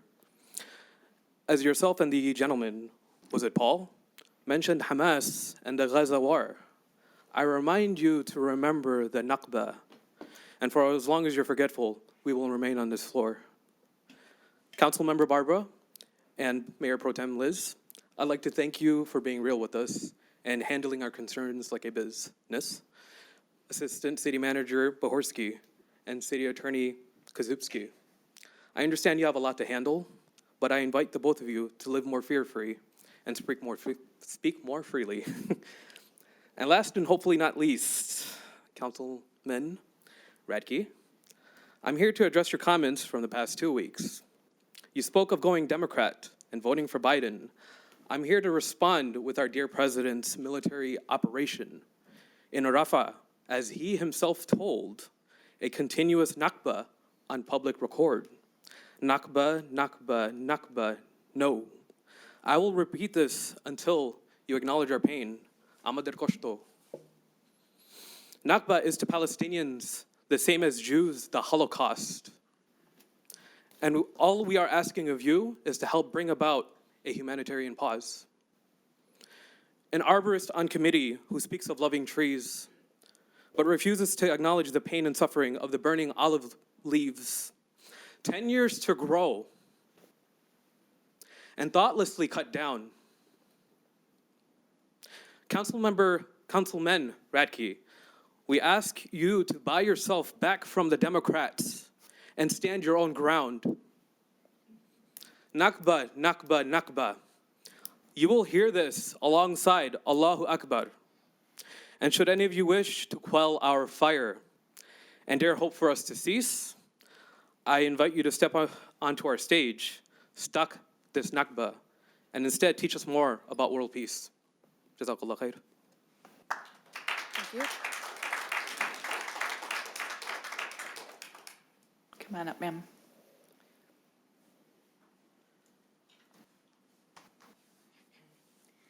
Good evening, council members. Thank you so much for listening to us today.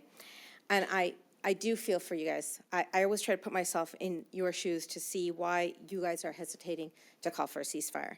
And I know it's easier to be on our end to kind of say what we feel and express our opinions, but for you guys as leaders, you have to speak for the community, the larger community.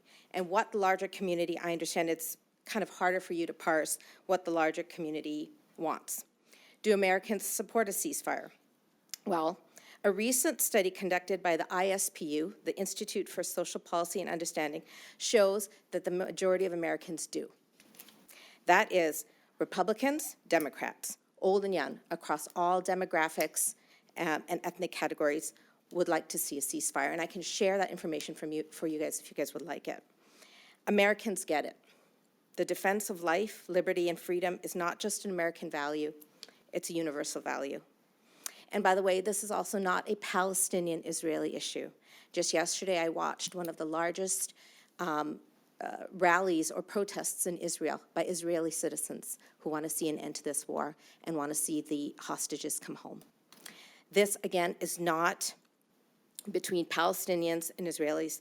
It's between right-wing, racist warmongers supported by a military-industrial complex against peace-loving people in the world who believe in human rights for everyone. So I'm asking you today to represent the majority of the American people, to represent your community, to join the increasing numbers of cities, counties, areas, countries, to support and listen to human rights organizations like the United Nations, Amnesty International, Doctors Without Borders, Human Rights Watch, and call for a ceasefire. Thank you.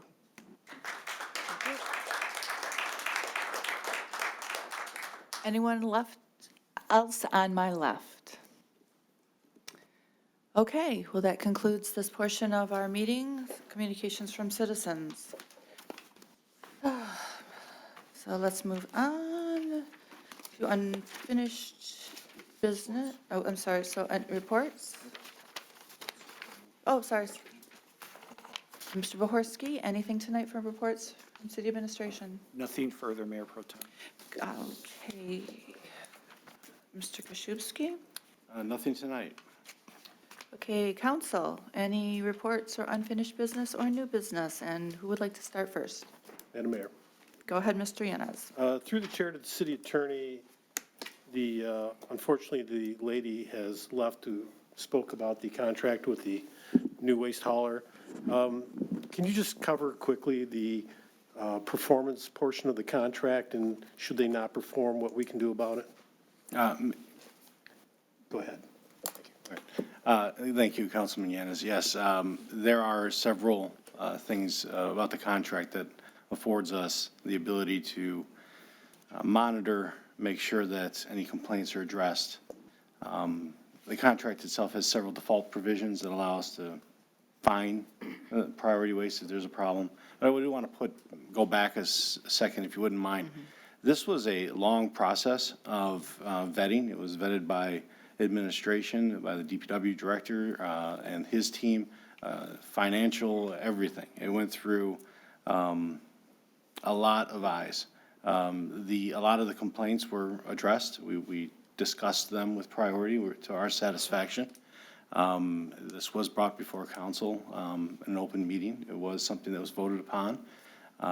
This was taken out to bid, and there were multiple bidders that were all weighed and the pros and cons of each one. And Priority Waste was the winning contractor. They were awarded the contract. So we do have several clauses within the agreement itself that provide us with the ability to make sure that the work is being done appropriately.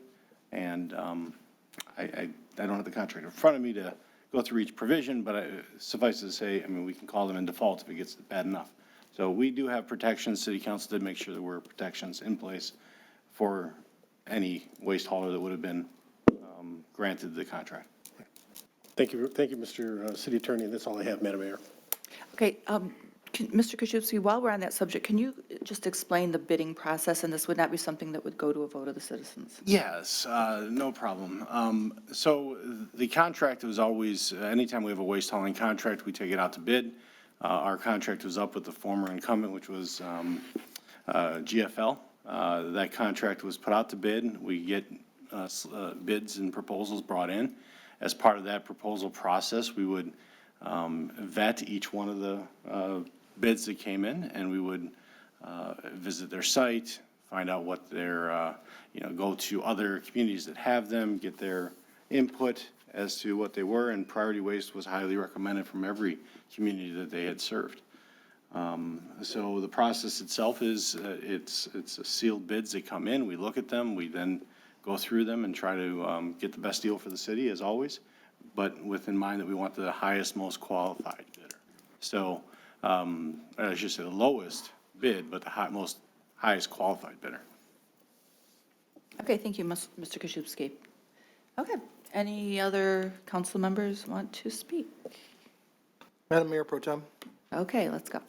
Briefly, as we're talking about trash, through the chair to the assistant city manager, the governor in her yearly budget, I want to say she tripled tipping fees for, she wants to triple tipping fees for trash. And I was wondering, I'm sure that it'll be us who'll end up paying this, but how does this define in our contract with Priority Waste? Because I know the contract expectation was what the current tipping fees are, and if the governor triples tipping fees, I think that would significantly change the value of the contract, I would assume. Mr. Redke, I'd have to go back and look at the specifics of their proposal, but you're correct. Tipping fees typically are passed on to customers. So yes, it potentially could occur. I just would like to look at the contract and see if there's any protections. Now, again, I believe we have a 10-year contract, and I believe the pricing is locked in. Now, whether this would be considered a material change and they come out, I can't say what their approach would be, but I think we have good pricing and I believe we're locked in. I know that MML is monitoring this issue. Yes. Because in her proposed budget, she's advocating, a tripling of fees, I think, would be a material change. I'm not a lawyer, though. We have a bunch of lawyers up here. But I think that would probably be a material change. It could be. So I'm worried about that. I, as people here know, did not vote for the Priority Waste contract because of the length and some of the other issues. But I'm very concerned about the potential cost down the road, especially in a 10-year contract where we seem to be locked in. also through the chair to Mr. Bohorsky, I was hoping you could update the residents at home. We talked about it briefly about the meeting we are trying to put together between our elected representatives and representatives of their groups. I was hoping you could tell us where that stands and what's going on there. Sure. City Manager Vanderpool did issue an invitation to Senators Peters, Stabenow, Representative McLean, and Representative James about arranging a meeting for March. Now, that date has not been confirmed as of this evening. I can't give you an exact date. It's very difficult to coordinate 4 federal legislatures' calendars, but he has reached out to them. As soon as we have that date, obviously, we will, get the word out. And anybody who is interested and wants to leave some contact information with the clerk before you leave, please do. Obviously, we won't bother you unless that date gets confirmed, but the process is underway. That's all I have, Madam Mayor. Okay, thank you, Mr. Radke. Anyone else want to speak? Mrs. Ziarko. Thank you, Mayor Pro Tem Sarowski. I have a few things that I want to say. At your very first meeting, I told you I wanted peace, I didn't want war. I still feel the same way today. I tried to explain that a resolution is a letter of good intent. We can pass that to make you feel better, but our resolution isn't going to get the problem solved. And I think some of you really know that. You just want the action to know that you're supported. You are supported. But I think even the resolution, as I see it, unless we can come up with our own language and we can look at resolutions from other communities to see how that language is, and we can put it together the way we want it and what we want to say, is probably the only way it's going to happen. But I think if I say, first of all, we would never vote on it tonight because there's not a full council. And I respect the members that aren't here tonight enough to know that I wouldn't do it without them. So that's number one. I don't want this to be a symbol of false hope.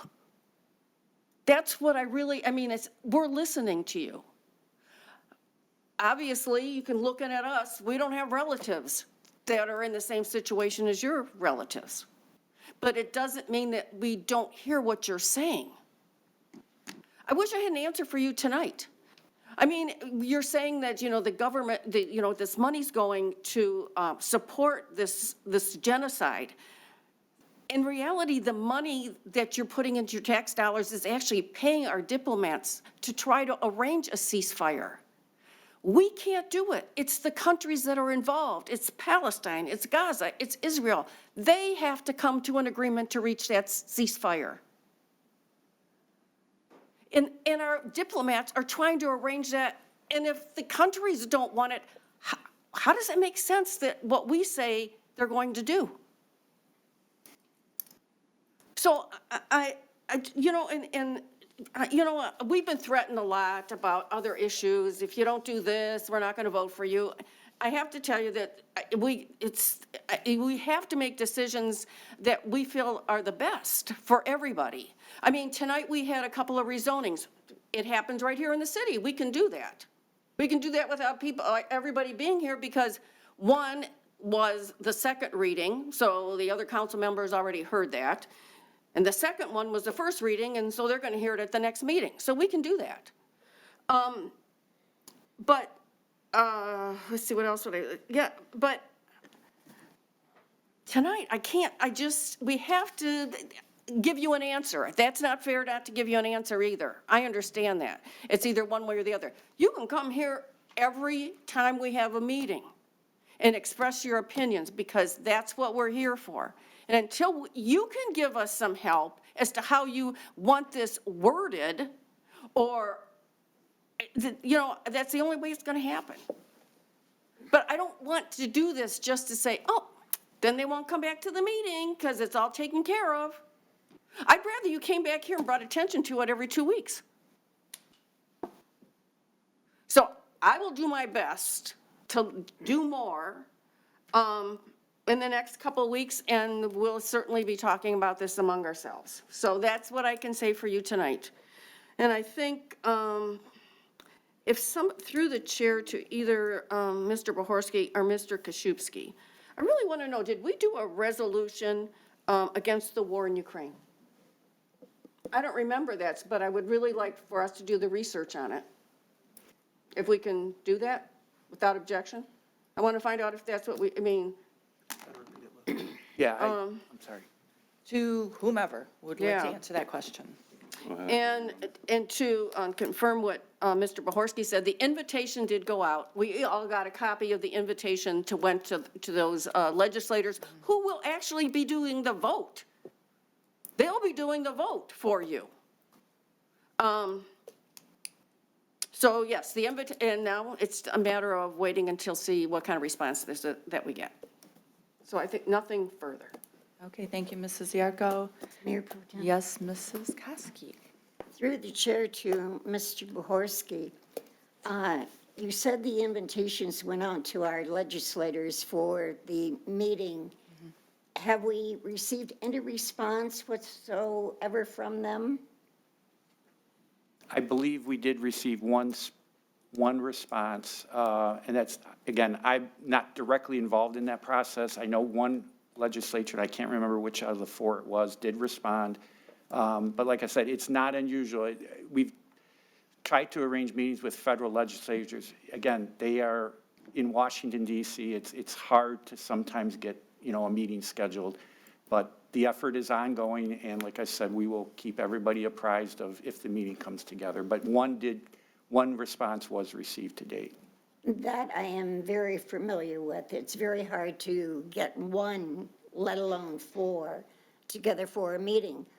Have you thought at all about maybe their legislative aides coming for a meeting, or possibly setting up a type of Zoom meeting where we could hold it at the community center and do a Zoom call, and if the legislator themselves are not available, maybe their legislative aides, and then invite certain members of the community that will represent their ideas and their desire.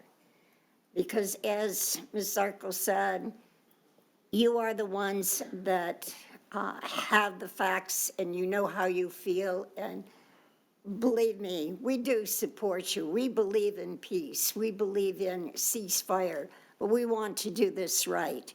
And the best way that we can guide you is through the people that can make your voices heard, and that is your legislators that we're trying to set up the meeting with.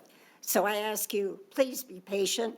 You're welcome here at this meeting anytime you want. You're televised, so everything that you say, all the residents of Sterling Heights that tune in are hearing you. Mm-hmm. So careful what you say. That's all. Okay, thank you, thank you. Anyone want a second bite before I speak? Thank you so much. Okay. No, unfortunately, I'm so sorry you can't, but you could, as soon as we're done talking, you can talk to us, okay? But it won't be on record, unfortunately. Okay, so, yes, a couple of things. We do hear you. A lot. I did mention, and at our last meeting, that you wouldn't hear from me specifically because I was going to be on vacation. I'm obviously back home. Within that time frame, there was a lot of work being done, and that was to arrange the meeting that we had said that we wanted to make, that I had suggested, and that the council really supported and really wanted to get going on and make sure happened. Because, yes, we're your local representatives at the local level, and our job is, while being the people that you can come and talk to and see and do everything that you can personally, we're the closest people you've got as your representatives. We are your local representatives, and our job is to keep street lights on, get the streets cleaned, make sure that the water's running and it's clean, and make sure that you've got what you need to live in your city well. But we also are lucky in that we do know the state representatives and the federal representatives, and we can get you where you need to go. That is beneficial to you, more beneficial than, yes, a resolution's important, and we're working on that. Don't doubt that we're not blowing smoke. We are working on that.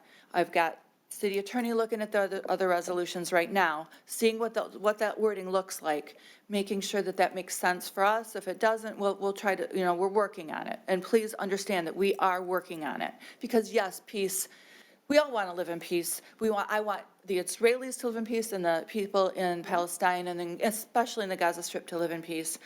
It has not been 1,000 years of war. It has not been 1,000 years of conflict. It has been since, as Mr. Smith stated, and your facts are correct, and I appreciate that because facts are important. You have to bring the facts in. It has been since, as another resident said as well, the English left and gave the Jews who were fleeing all countries a place, but it was not their place necessarily.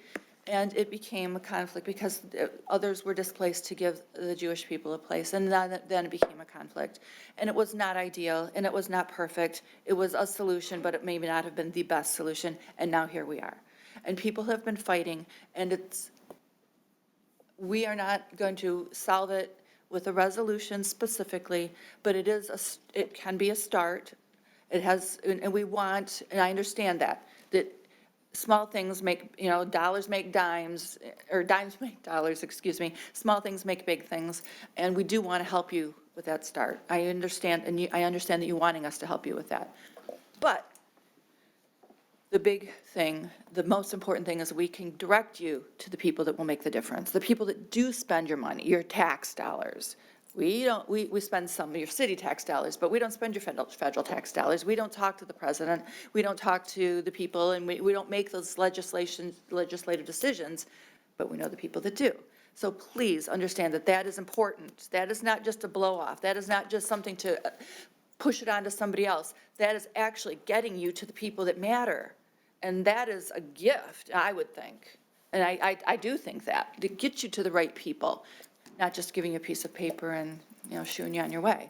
We can do that, but that's not the most important thing to you.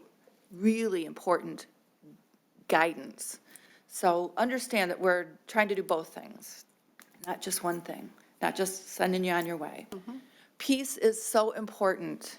I have a son who's a Marine, but I don't want him going anywhere. He's already, if he wasn't doing laundry at 4 a.m, of all things, just because he couldn't sleep, while he was in Afghanistan at 4 a.m, his tent was blown up. He was doing laundry. He would have been dead. So I don't want war. I don't want missiles. I don't want anything any more than the next person, guy, ever. I want peace. And peace, who doesn't? Yeah. So please understand that I support you. I know my colleagues do support peace, but the way we do it also is important too. And so we want to make sure that we do it right. So thank you. And that's all I have to say tonight. Mayor Pro Tem? Yes, Mrs. Yarko. Oh, I know, I have, No, that's looking okay, at I my notes, understand. I'm sorry.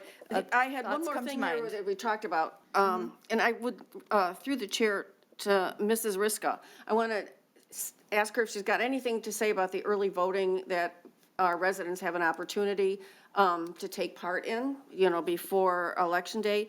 And also, what percentage of eligible residents are registered to vote in the city? Mrs. Riska. So the percentage of eligible voters that are registered in the city, I estimated we're at about a 96% registration rate, which is pretty high compared to a lot of surrounding communities. And I took that number based on census numbers from 2020, subtracted out all of the minors in the community, and then subtracted out some individuals who may not yet be citizens. As far as early voting, this is the first time ever that we have early voting across the state of Michigan. And we started early voting at our election center, which is held within our community center. We started on February 17th, this past Saturday, and it will go through next Sunday, February 25th, 9 a.m. to 5 p.m. Yes, it includes Saturdays and Sundays and holidays. And so far, we've had 265 people come and cast their ballots early. So every day it increases a little bit more, so word is getting out. Another thing that I'd like to add, if for voters who have received their absentee ballots, they can bring those ballots to the early voting site and tabulate their ballots at the early voting site. And if you could explain the service sharing that we're doing with the city of Utica, because their residents are able to vote here at our election center. Yeah, so the City of Sterling Heights and Utica partnered. We host their early voting. So any Utica registered voter who wants to early vote can come and visit us at our community center, and they can cast their ballot there. If Utica voters want to cast an absentee ballot, or they want to apply for one, or register to vote, or do anything else, they have to contact the Utica city clerk. But any Utica voters who want to come and vote early will come to the Sterling Heights Community Center. And that is a partnership, an agreement that Utica and we have entered for the year of 2024. So this will also be for the August primary and the presidential election. Okay. Nothing further, thank you. Okay, yep, thank you, Mrs. Yarko. Anyone else want a second bite before we adjourn? Okay, very good. Well, thank you all for coming tonight. And it has, I would entertain a motion to adjourn at So this time. moved. Support. Okay, it has been moved and supported. Anyone opposed, or all supporting, signified by saying aye. Aye. Anybody else opposed? Motion passes. This meeting is adjourned. Thank you all for coming.